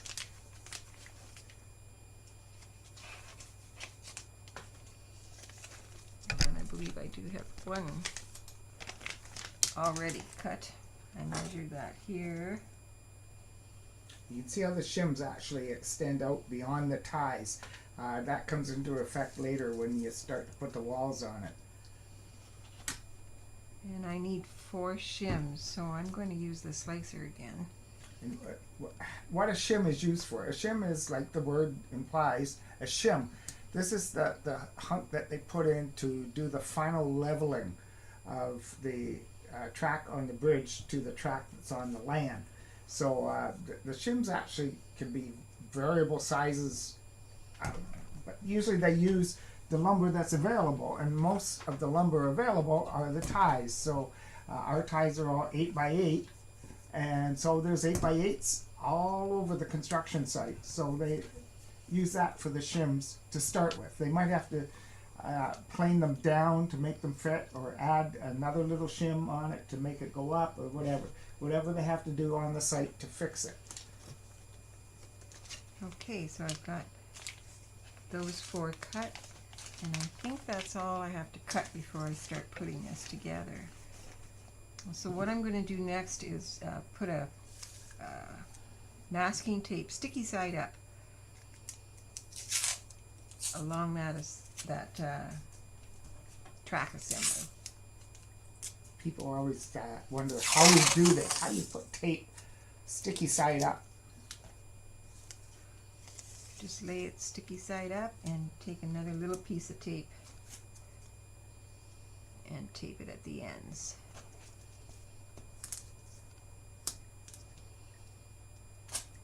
Okay. If you have double-sided tape, that will work too. So then take your all your ties, and I'm going to place them every 4th tie, and that's where you see the little. You can see the little dots here. Actually, if you magnify those, they're actually hexagon nuts on there. But that's the placement of the MBWs, the nut bolt washer castings. So just for ease, it's easier to put the ties on there first. One of the points here is to get this whole subassembly into a rigid situation so that you can continue it. So we're going to lay, I think it's about 10 ties along it, and then you put the stringers to that. Now, not all the stringers, just the 2 outside stringers. And then let that set up for a little bit, and then the whole thing becomes a rigid thing. You don't have to have it on the drawing anymore. You can take it off and use it wherever you want. Sometimes this is a little bit tricky. If they're not exactly squared up, don't worry about it, because you can still adjust that later. Might have to do some filing afterwards if they're hanging over the edge. You can see in the middle, it's not every 4th tie. It's just because it didn't have enough ties there to do the 4. So it's in the middle of the bridge, it varies a little bit. Okay, I'm just gonna make sure my glue is working here. So what I'm going to do is just put a little dab of glue along the outer edge of each tie, and then start with my outer stringers. You don't need too much glue. You don't want to have to be wiping a lot of it off. Just a little dot. And as I suggested last session, this glue bottle is great because it doesn't come out too fast.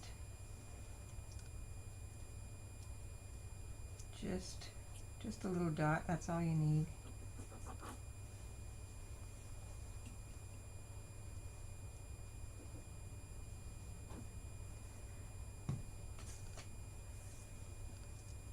And I'm using the LePage's wood glue.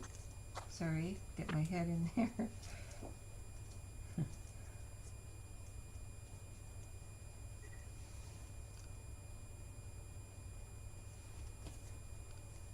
Like any construction project, you place the wood so the bigger dimension is vertical, just for the strength of it. I like to use just the tip of my tweezer if I've got some excess glue oozing out. I'll just scrape it off. Just make sure it's on the outer edge of those ties. I think we're good there. So then what I would do is put some weights on there. Our weathering mix is made for weights. It works pretty good. You gotta remember each one's 8 ounces, so there's a pound and a half of weight sitting on there. So you would just let that normally sit there for maybe, I don't know, even 5 minutes is great. But I'm going to pretend that that's done. And we're just going to continue on. See, if this becomes the assembly, like I said before, then you don't have to do it on the drawing anymore. You can take it off the drawing, and it's a rigid assembly. You can do whatever you want to do to it. So just go along and follow the stringer. Now, one of the things I need to explain here is the prototype of the Queen Post and the King Post bridge. Back then, they didn't have the technology of grouping the stringers together like they do in later years. So it's like the road bridges they build, they equal spaced each stringer going across. So if you know anything about more modern day bridges, like late 1800s and so on, they used to put 3 stringers together right under the track. So there's 3 on one side, 3 on the other side. But in this particular design, it's all equal spaced.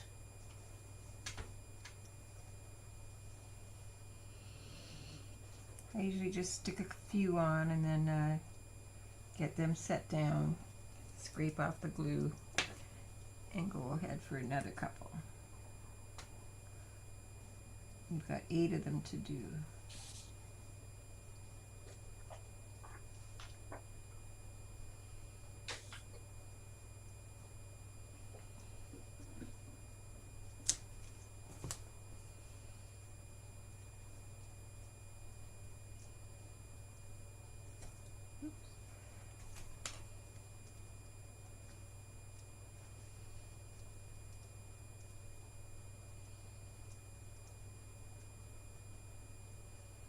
That piece there is a little bit warped. I'm just gonna shove it over a little bit and maybe put a weight on there.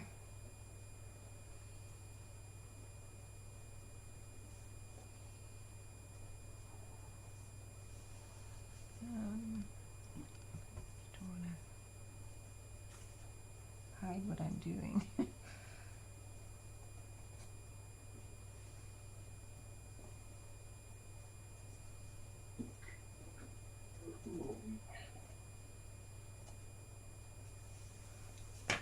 Okay, 2 more here.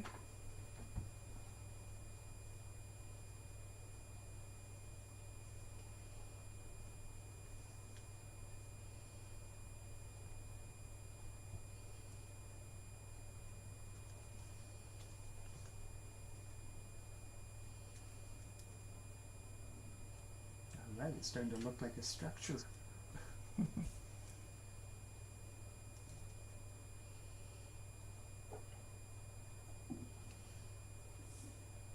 Okay. Do you want to talk about the track, Rick? Or? Well, actually, as soon as you get the fact of it being a covered bridge, you're not going to be able to get your hand in there later to put the track on there. So as soon as you start to lay the ties along there, that's the point where you can put the track on. especially if you're going to spike it. If you're just going to glue it, you can actually do it later. But if you're going to spike it, you should be thinking about that now. Whatever code, whatever scale you're doing. I'm just going to let that set for a couple minutes here, I think. Okay. Before I flip it over and put the rest of the ties on.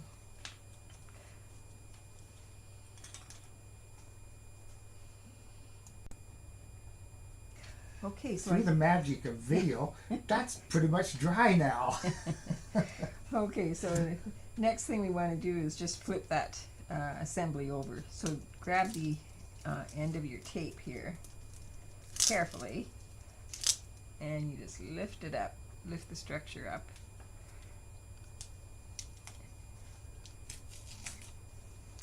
And carefully. Now, one of the secrets about this is to do it on an angle. Exactly. Just hold your tie down.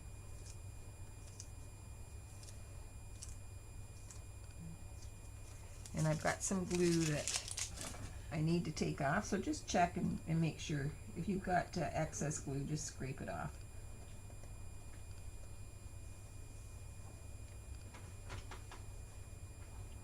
So what we're going to do now is place a couple of the ties.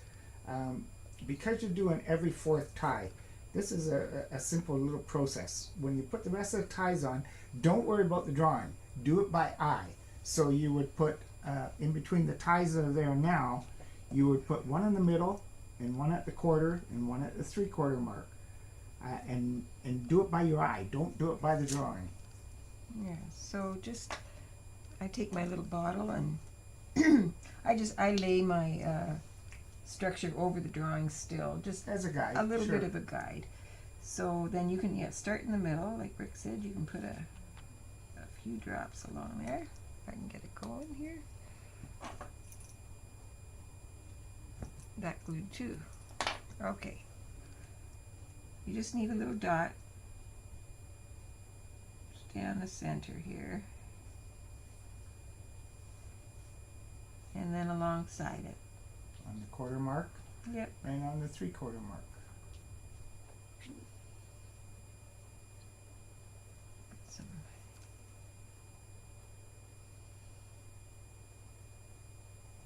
There we go. Sticking the one in the middle.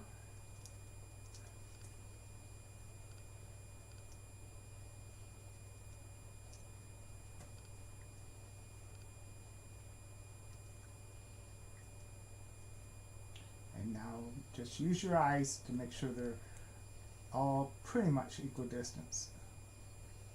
I'll just do 3 more here for you.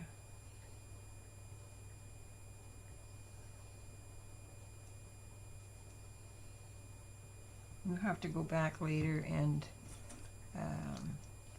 scrape off the excess glue. You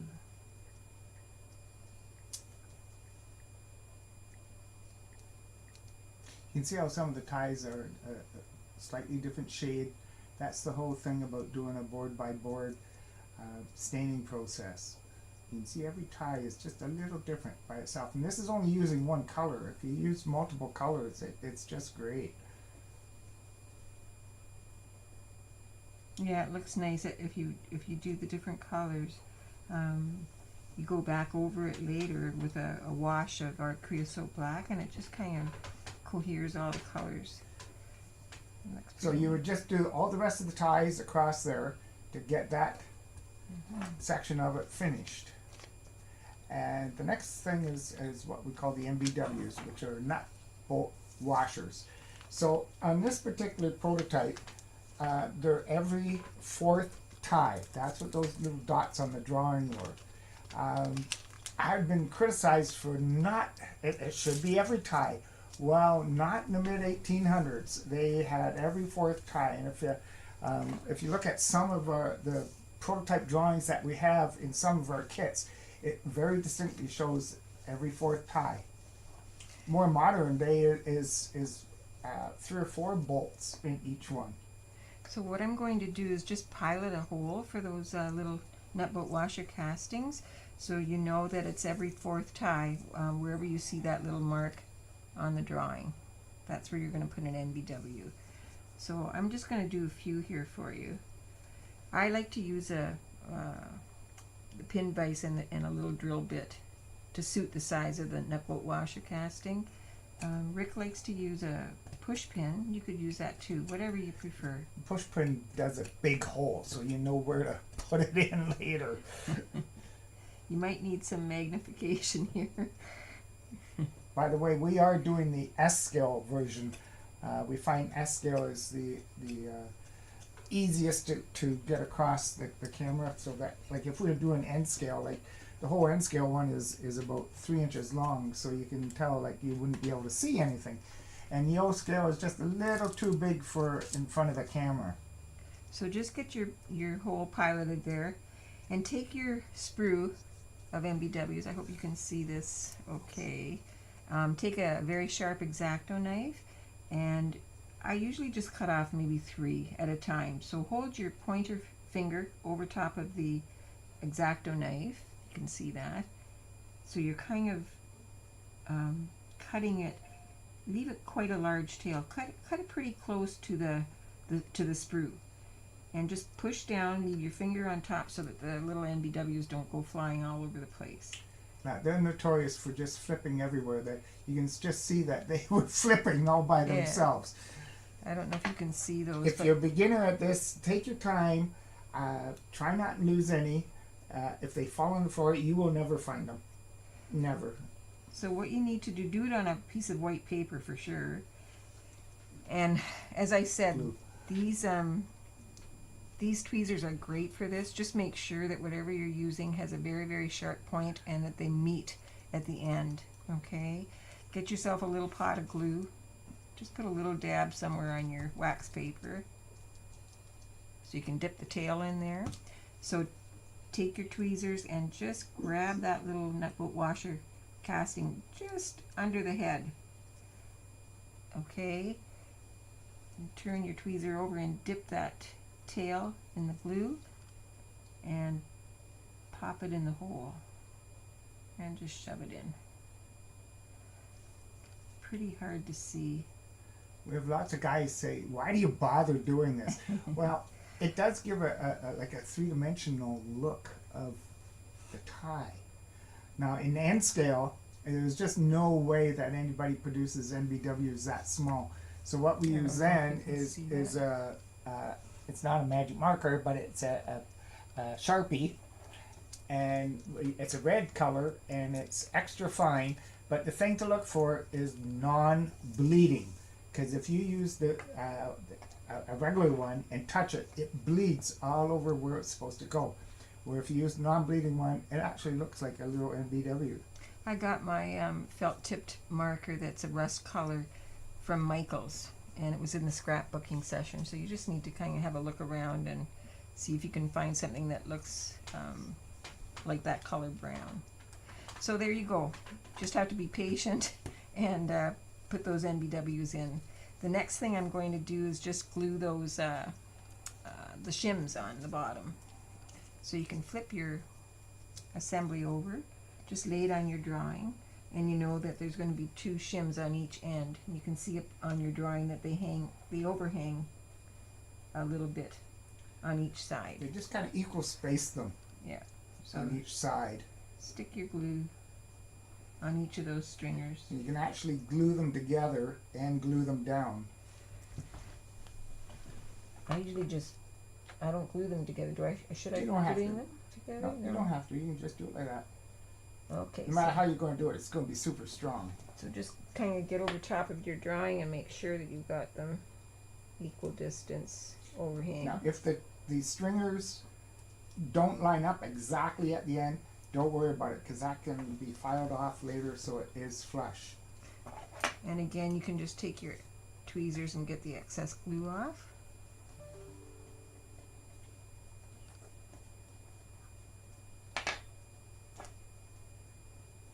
Okay. So then, you know what, I think for the purpose of time, I'm just going to show you how to do the cords, and you can do the other shims on the other end. So in the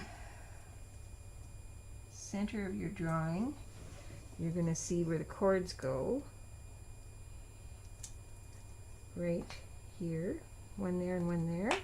So again, just get that assembly centered. And I think that's pretty good. And take your glue and run it along.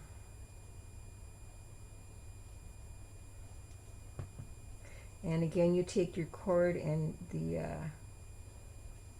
Big side up big and side down. up is, yeah, vertical. And I think that's pretty good. Looks pretty good. I'm just going to take the excess glue off. I think that's good. Go that way a little bit, just a little bit. I need to go that way a little Yep, bit. at the top there. Up here? Yep. Oh, it looks pretty good to me over here. My eyes aren't good, I guess. Okay. There, so that's how you put the cord on. And of course you put the other cord on over here and your other shims here. And that's your little tie stringer assembly done. And what you will have to do is when it's all set and dry is take a file, and if there's any ties that are overhanging that last stringer, especially on the ends, make sure that you file it down so that it's even with the stringer.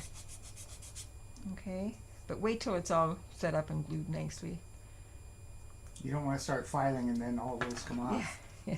And I think that's it, Looking Rick. good. We cover everything, I think. I think so. When you put those bottom cords on, they actually are very parallel to the ties. So, like we're doing this a little bit ahead of time because the ties aren't on it yet. But you can line it up with the ties, and that'll make sure that you're square and plumb to everything. Okay. Okay. I think that's it. So a little bit of homework for next week. Yep. And then we'll do the wall structure. Yep. We're getting there. Or Hey. not the wall structure, the bridge. Yep. We're going to finish off the Queen Post Bridge part of it. Mm-hmm. I think that's probably it for this Yeah. time, isn't it? Yeah. We're doing really good, everybody. I hope you're building along with us, okay? All right, so we'll see you next week. Thank you. Have a good one. That was beautiful, folks. Thank you so very much. I mean, it's really an education every time I watch something that you all are building. Well, we certainly try. Thank you. Well, I thank you so very much. Okay, we'll see you next week. Yes, sir. You be careful, both of you. Don't forget to do the homework. Absolutely, because if they don't, you're going to be behind. Thanks so much, both of you. Well, now, I know the show is running a little long tonight, and it's my fault. But I do want to have one more guest on tonight, Earl Hackett. And Earl is going to talk about something that I think is really going to be interesting for you. It's about car ordering, a simple way to do it that doesn't get confusing or is difficult. Earl, welcome.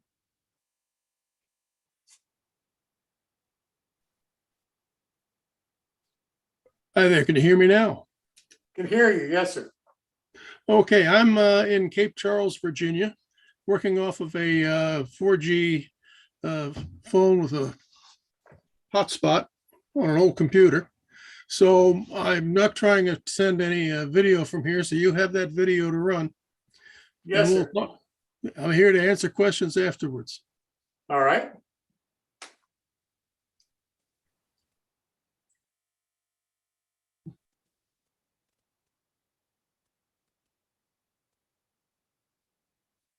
Chris, can you run his video? Yeah, we don't have, at least I don't have. Phil, do you have that video? On which? Earl Hackett's video, Phil?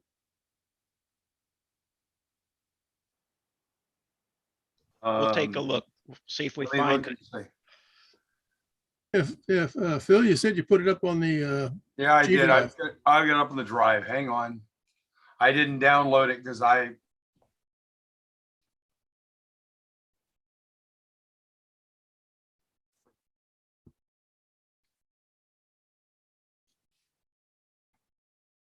there you go.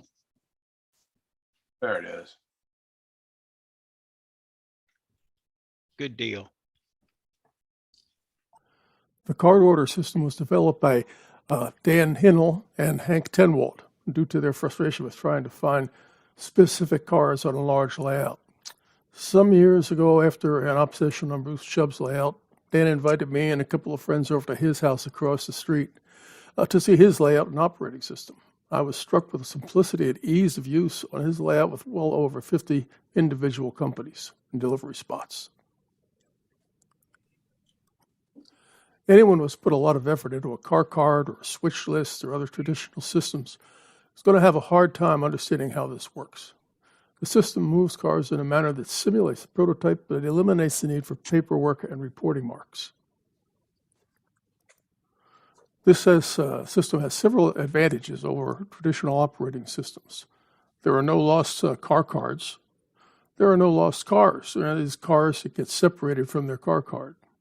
You could do night operations. Cars can be added or removed from the layout at any time. This is particularly good for clubs. A modelist with no operating experience can learn the system in 10 minutes or less. It's a very simple system. It does have some limitations. It will not work on a true point-to-point layout. That's a layout with no reversing loops at the ends.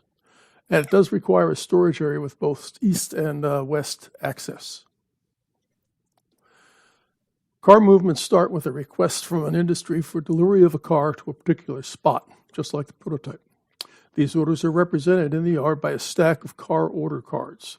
If there is more than one yard on the layout, the car order card should have its name, the name of the layout of the originating yard as well. It will also have the name of the industry, the delivery spot, and its shipping direction, east or west.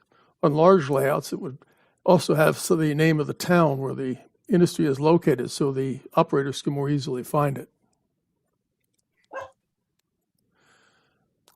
At each yard, there's a big holder for unfilled car order cards and smaller holders for each classification, arrival departure track, and any team track that may be present. Cars for delivery are sourced primarily from through freights, but sometimes from cars in the yard for orders such as for the coaling tower or for empty for the ash pit. These through freights have no record keeping. There is no record of cars on them at all. The best way to get cars into the yard is to simply cut off a block of cars from the freight, just like the prototype. You stick the outgoing cars on the other end. How many to remove is up to the modeler. A constant number, a percentage of the cars to make up more interesting, roll some dice. Then you get a variable number of cars, and that can cause some operating troubles. Well, after matching the incoming cars with a car order card, the yard crew assembles them into a local freight in the order in which they will be delivered. At each town, there will be car holders for delivered cars, cars to be picked up, and if there's more than one order card for the same spot, a holder for off-spot cars that will have to be picked up or moved by the next crew. When the local arrives, the crew checks the pickup holder for any cars to pick up. After all work is completed, cars for the deliveries are put in the delivered holder. They eventually return to the yard with all the pickups and their associated order cards for the yard crew to assemble into blocks for east or west shipment. Two rules make this system self-healing. If a car is on a spot where a car is to be delivered, and no car order card is in the delivered or pickup holder, just take the car back to the yard. If there is no car for a pickup order, take the car order card back to the yard. To stage an operating session, cars are simply moved from the delivered holders to the pickup holders. You can move them all or just a few, and that's it. Staging is done.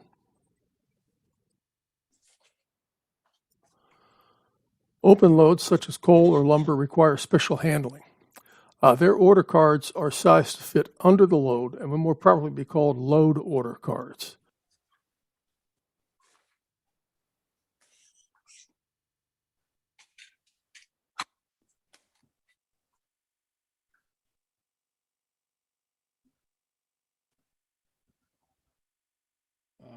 These load order cards are requesting an empty hopper or flat to be delivered.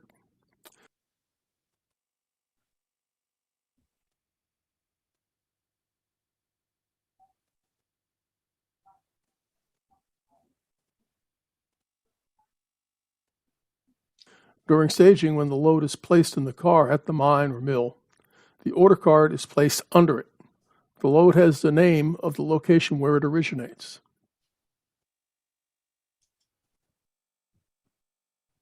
When the local crew delivers the empties, they pick up all the loads. During staging, the loads are removed at industries that requested the load or in staging. Loads are returned to a box at their originating location and the cars to the yard. This ensures that there will be loads available for the cars that are delivered.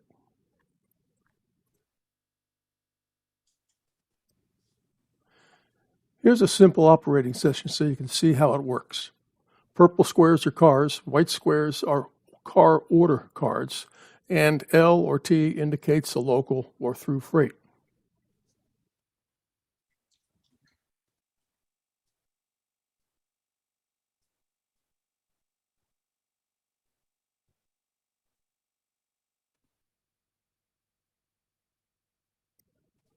A through freight drops a car in the yard that matches the description on a card order card.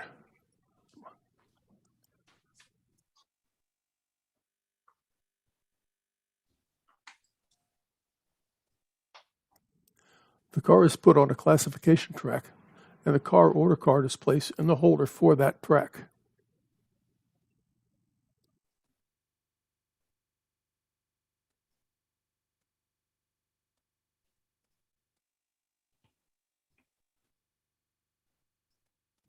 The local crew picks up the car, and with the car order card, heads for the industry.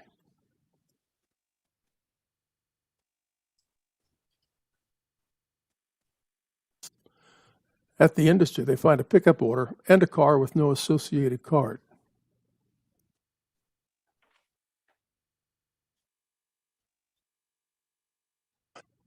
So they pick up both cars and deliver their card to the proper spot. They leave their car order card in the delivered holder and take the pickup card order card with them to the yard.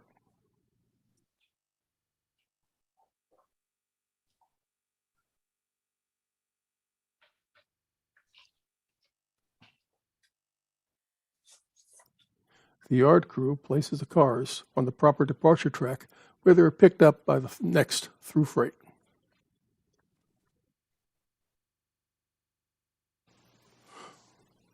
The through freight picks up the cars and returns to the storage tracks. Staging for the next session just requires moving some cars from the delivered to the pickup holders, and you're done.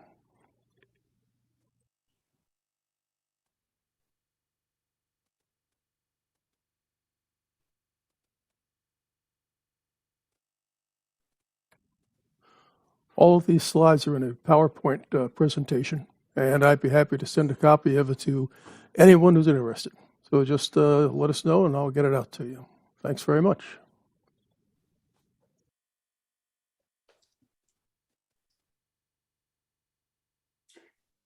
Well, I hope you guys got better sound than me. I'm down here in Cape Charles, and it's the systems here are not all that fast.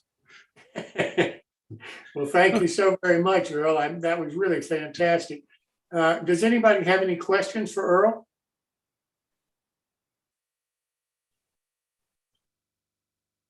Earl, thanks so much. I really do appreciate it.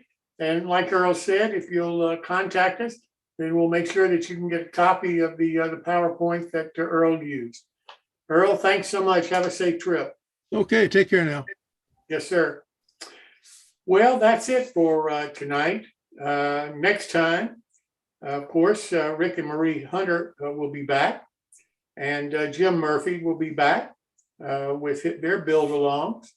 And also Chris Course will be back for our My Build. So it should be an interesting session. And I hope you'll join us. If you're new to the show, I hope that you'll go to our website, newtracksmodeling.com, and subscribe to the site. If you do, you'll get an email from the site. If you'll confirm that email, then you'll get all of the login links and information about our future shows. If you prefer to watch us on the YouTube channel, then we have a place for you to subscribe to our channel, New Tracks Modeling. If you subscribe and press the bell on that subscription, then you'll get notices of all of our future shows. So I hope you'll do one. If not one, do both. So that's it tonight. I really do appreciate you being here. I'm sorry the show ran over a little bit, but you know, like I say, that's my fault, and I apologize for it. So now we will turn to our great after show. And thank goodness you don't have to hear me anymore, because Clark Kinney, MMR, is with us this evening to handle the after show. Welcome, Clark. Hope you had a safe trip. Woohoo! Yeah, it was great. A little hot down in Arizona, and happy to be back in beautiful Elliott Lake, where it's actually not too bad. It's 45. So how is everybody out there? I hope you had a good couple of weeks not having to listen to me. And tip of the cap to the old Blue Jays, who start their season on Friday. And I suggest you get out and get Blue Jay caps before they're all gone, because they're going to be the World Series champions this year. So just a little pointer. And so welcome to all of you. If you've never been here for the after show, it's kind of a free for all. And we've had a really good show tonight. I think some of the instruction was great. And always as Maureen and Rick were on, and Chris and everybody who had some neat stuff to show us tonight. So it was a great show. Now, anybody here brand new to the show, give us a wave or cut in and say hello. No, Jim, you're not new. And David waved his hand. Oh, David, where are you, David? There he is, right there, Dave on. Dave, welcome. Come on in and unmute yourself and say hello. Good to be here. Good to listen to the energy that's on the show. Yeah, it's a lot of fun. There's a bunch of super modelers and modelers maybe who are just beginning and so far. So it's pretty neat. I know a number of the guys went to the O-Scale show in Chicago. I know Larry went, and he met Bud and he met Dave Schultz. I don't know if Dave is on tonight. So maybe Larry, maybe you want to talk about that experience. Hello, Larry.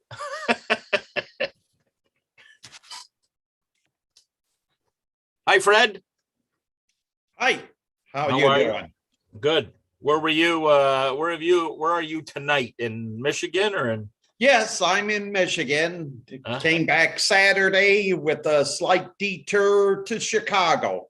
Uh-oh, you were in Chicago too. Yeah. Uh-oh. Yeah. Tell us all about it. Well, not much to tell. First time I've been back to that show probably in many, many years. So it's been happening in March, and I'm still in Florida in March. Right. This year, for whatever reason, was the 1st of April, and everything lined up saying you should be there. So I was. That's good. So picked up a few items and that, so came home happy. Well, you know, with all this, you know, with the COVID and sort of the shows now opening up, and I think some people have money to burn. Waiting for the shows to come. So that's great. That's great. So All right. Oh, apparently I'm the host. Okay, I can do that. They do this to me. Yeah, I'd like to know what you thought about the areas that you visited down here in Arizona real quick. Oh, I know well, that you're in my neck of the woods, and 88 degrees is or even 70 degrees. 70, it's getting cold, man. Oh, I know. I listen, I knew a guy in the Phoenix area, and he closed up his pool when it was below 100. Like, give me a break. It was great. You know, when it hits 100, 104, when you're down there and you're especially if you're from Ontario, you think hell is not frozen over, and you think the Maple Leafs won the Stanley Cup. But anyway, Dream yeah, on. it was great. We had a great I went to the PSR division meet in up in Scottsdale, and there was about 120 people. I got to meet John in person, and we had a great day, and he introduced me to some people I didn't know, and there were some people that I did know through the NMRA. So it was a terrific day, and very well done by the division. So I'm looking forward to seeing that and being part of that division during the winter in the upcoming months. I really didn't get out of the Mesa area other than going up to Scottsdale. We were too busy, and I really didn't want to get out of the pool. So yeah, it was a lot of fun though. Let's see, who else have we got on that has never been on before? I don't know if Dave said that they hadn't been on, and There's an Anne Marie on there. yeah, who's Anne Marie? Hello, Anne Marie, come on in. Welcome. I think that's actually Rich. He's using his. Oh, is he His wife's wife's Oh, shucks. I thought we had a lady on there. So, all right. And let's see, who else is on here that we normally don't get a chance to talk to? And Roy's incognito as 16479. And I guess I don't know. They assigned me that number and I haven't been able to get rid of it. I'll play with it and I'll get it fixed up. That's what Just I'm go to thinking, a more. new computer, eh? yeah, if you go to more by your You can name, change it. you can change it. Yeah. Yeah. Well, we'll see. That's Yeah. not my wife's computer. That's somebody else. Because when I signed on earlier, that was Al somebody, and it went to Anne Marie right away. Oh, I wonder if that's Al Collins, and he's Okay, well, I misspoke then. and he's around, but he's not around. Oh, nice. Okay. And let's see, Mr. Thompson, where were you? Meeting? Oh, they said you were away for a week or Oh two. yeah, well, it was just family stuff. I was running around. Oh, Nothing spectacular, no trips, and I didn't make Chicago, which really ticks me off, but hey. well, Larry went, and Larry, give us the lowdown on what you saw. Oh, he's just gonna brag. No, the show was very good. The organizers, they did a great job. And I guess it's guaranteed there'll be one for next year. And lots of vendors. There was a few people that, would usually see there have parts. But aside from that, I had a great time. Out of our little group, our railway group we have here, Round Robins, 9 guys went. There was supposed to be 10, but 9 went. And out of those 9, people like Al, Jerry from Mount Albert, Fast Tracks. We had a local fellow that was working the booth with Fast Tracks with some of our fellows. There's a guy, Stan, and he does, I think it's Stanwich or something, calls his company, and he always has a table there with figures on it. So he was selling. So, and then a couple of other guys just had tables and just selling excess stuff. So out of the 9, from our little group that went, we contributed by having all those tables there and that too. So, but No, we enjoyed it. I didn't get out to see layouts and that, but And good- did you get to meet any of the guys from here? yes, I met Dave and oh, yeah. Oh, and I think you said you met Bud. Bud, yeah, yeah. That's great. He had a table there too, and then Dave was running around. He had tables, and he was also out at the front door, the registration area. I met him there, so no, it was good. Larry, how many attended? Do you know? You'd have to ask Dave, Dave Schultz. Yeah, I think our preliminary guess is around 650. Were there Wow. for the show. Hey, So we had a that's pretty good turnout. I Good. guess. Yeah. Well, there was fast tracks there, so it's always a good turnout. Oh, he was doing Don't be a diamonds. heel. I Sorry. think we better stop live streaming. There were also a lot of non-gray haired folks there for a change. That's the one. Yeah, I Bud, I have no gray hair. Not a one. If you look at the Zoomer magazines, gray hair is in. Women Oh, okay. in the fashion, they're pay attention to fashion and all that. Even younger ones are putting gray in their hair. So How about the bearded ones? What about gray hair, beards? Oh, dear. Paul, your beard is white, not gray. So, thanks. Bud, how did you do on with your table selling? Did you make out okay? You're muted, bud. Oh, there we go. Yeah, I was working with Dave Richter out of Columbus, and he did fantastically well. He was really happy. Oh, good. That's always good because, people don't understand that how much work it takes, even just to have an 8-foot table to slug and lug all that stuff halfway around the country or whatever. And when you don't get, because it still costs you money, when you don't get any return, that's pretty hard. It's not only hard on your pocketbook, but it's kind of demoralizing. all our guys did well. Yeah, Really well. that's good. Al was Well, happy and those guys, and even the guys selling, their own stuff. And Jimmy had built some buildings, and one guy took them all. wow. Oh, Wow. And I know Jim doesn't, he doesn't give them away, so that's good. Not only that, he puts a lot of work in them. He had some more he hadn't finished, but Oh, wow. he's getting them ready for next year. Yeah, that's excellent.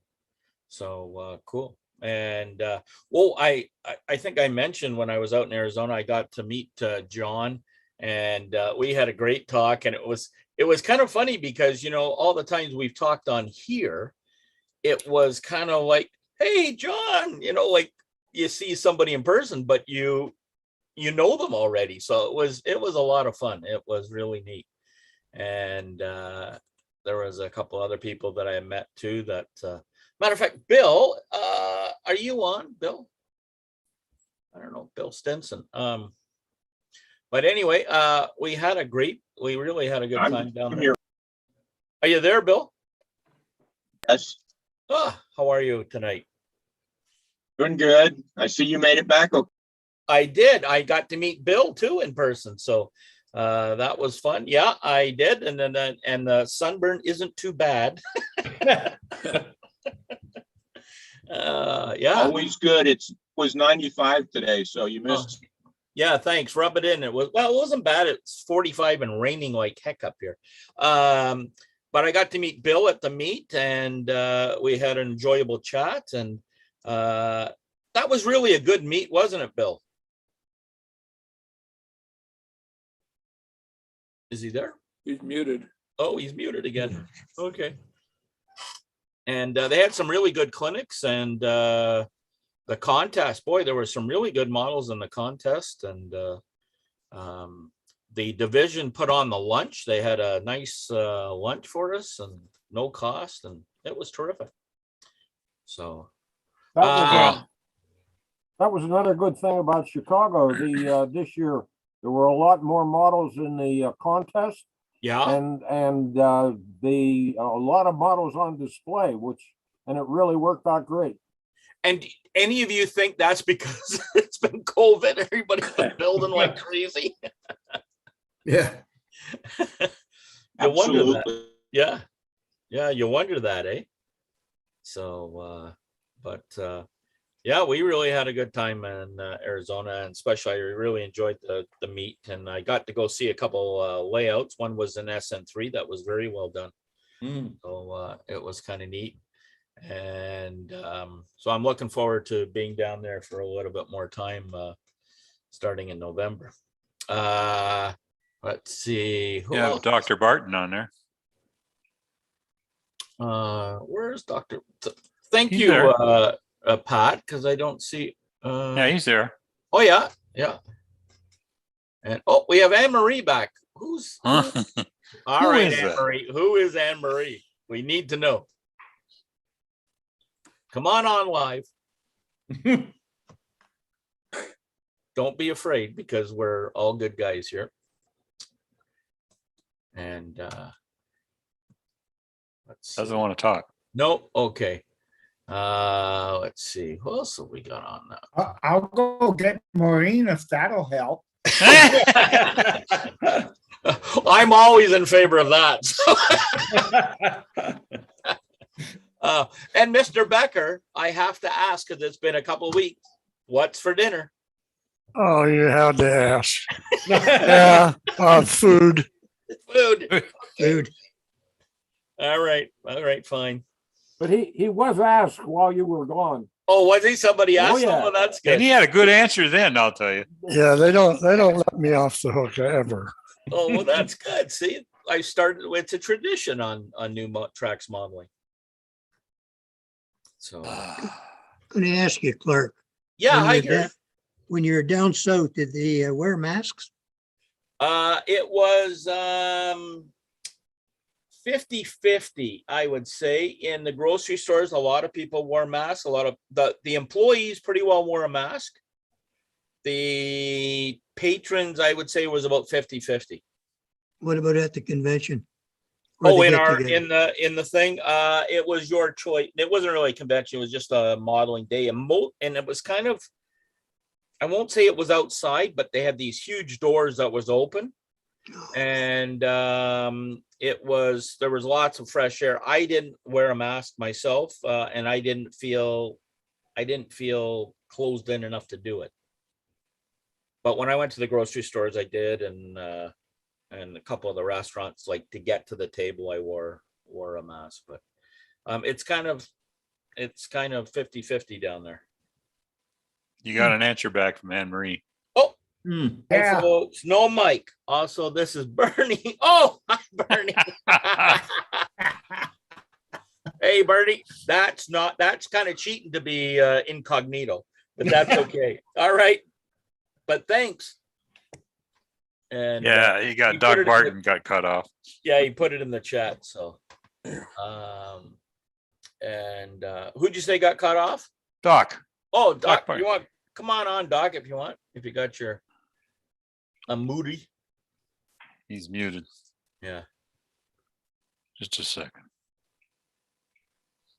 You should be able to unmute him there, Clark. Oh, I'm the host. Yeah. Yes, you are. Yeah, apparently. Apparently, I'm not doing a good job either. I just did it for you. Oh, did you? Okay. Hey, Doc, how are you? Go ahead and talk, Doc. Rick, you're good. You can talk. We unmuted you. Oh, thanks. Everyone kept saying Doc. So It says MD. Oh, that's Maryland. well, That's Maryland. That's why I said Doc. Oh man. oh, y'all don't want me. You all don't want me operating or giving a medical opinion on you.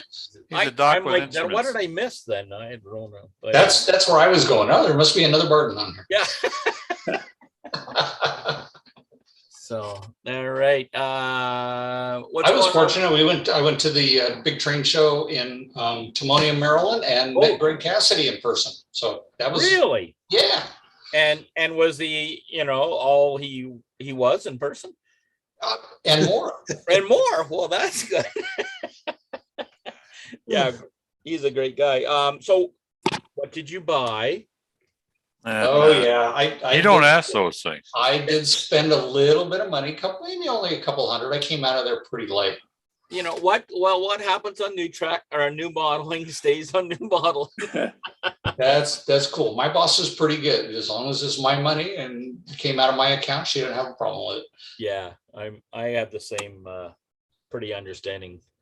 So, but yeah, so that's good. So what did you see new that kind of jumped out at you? Anything? Oh boy.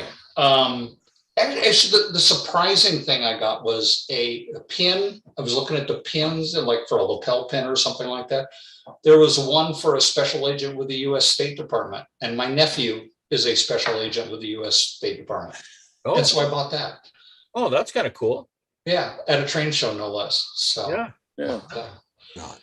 But we did a clinic with on 3D printing, and I'm going to try and get into that.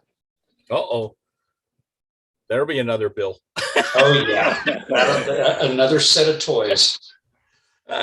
Yeah, I think I've said before, I carry this 4x8 sheet of plywood and I put it over those rabbit holes so I don't go down them. Well, and this weekend, this coming weekend, I'm driving down to Tennessee to pick up all of the stuff for the business I'm buying. So, it's Tennessee Valley Custom Models. It's a guy. His name is Ian, and I'm not going to try to pronounce his last name, but he makes signs, road and railroad signs. So I'm buying that. And, really? And start it back up again. And if Jim Kellow is still on, yes, I'm going to definitely try and offer some O-scale stuff. Oh, very cool. Oh, very cool. Good. Okay. Well, you'll have to come on as a manufacturer once you get rolling, and that would be great. Once I get it figured out, and nothing can go wrong. Yeah. Yeah, I said that once. I'm just making an observation here. How many model railroads I've seen on here that are high strung? They all got guitars hanging on their walls. Yeah. Okay. Come on, Martin. Way to go, Martin. And then there's Martin. He doesn't have a guitar. Actually, I do have one sitting in a corner that I never finished building. Building. Ooh. Yeah. That's cool. I gave up playing music a long time ago. Okay. Kind of got. I did too. People stopped inviting me to parties. You want me to stop recording? Clive? Yeah, I think we'll do that would be wise. I think it's wise. We'll do an intro out for those the who outro. have been or Too late. Too late. Hey, Pat, usually or forget it. Yeah. There you Pat, go. we usually do like a little exit, and and encourage them to come back. But no. All right. Wanted to get rid of them. Hey, if we wanted people to come back, we should have stopped when Clark took over as host. Hey. Maybe that's what we're doing wrong. Maybe they will. There you go. Okay. How'd you like that play? Hey, somebody had to say it. Okay.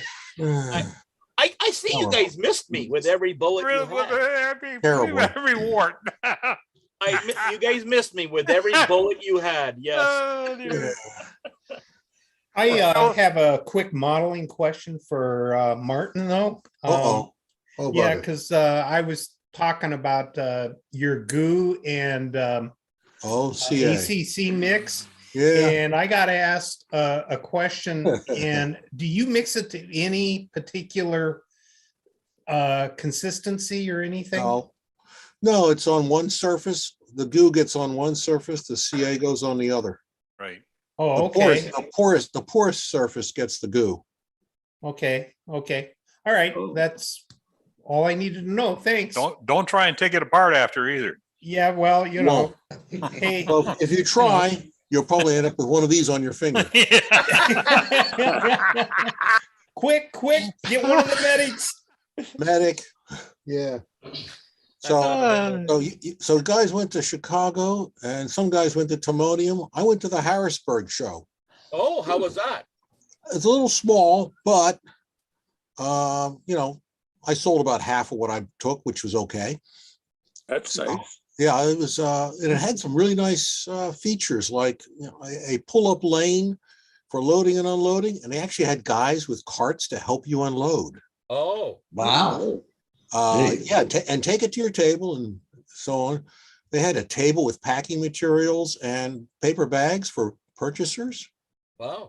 Pick at your free bag and bubble wrap, and I thought that was there's little tricks that I thought were like, other shows could learn a few things here.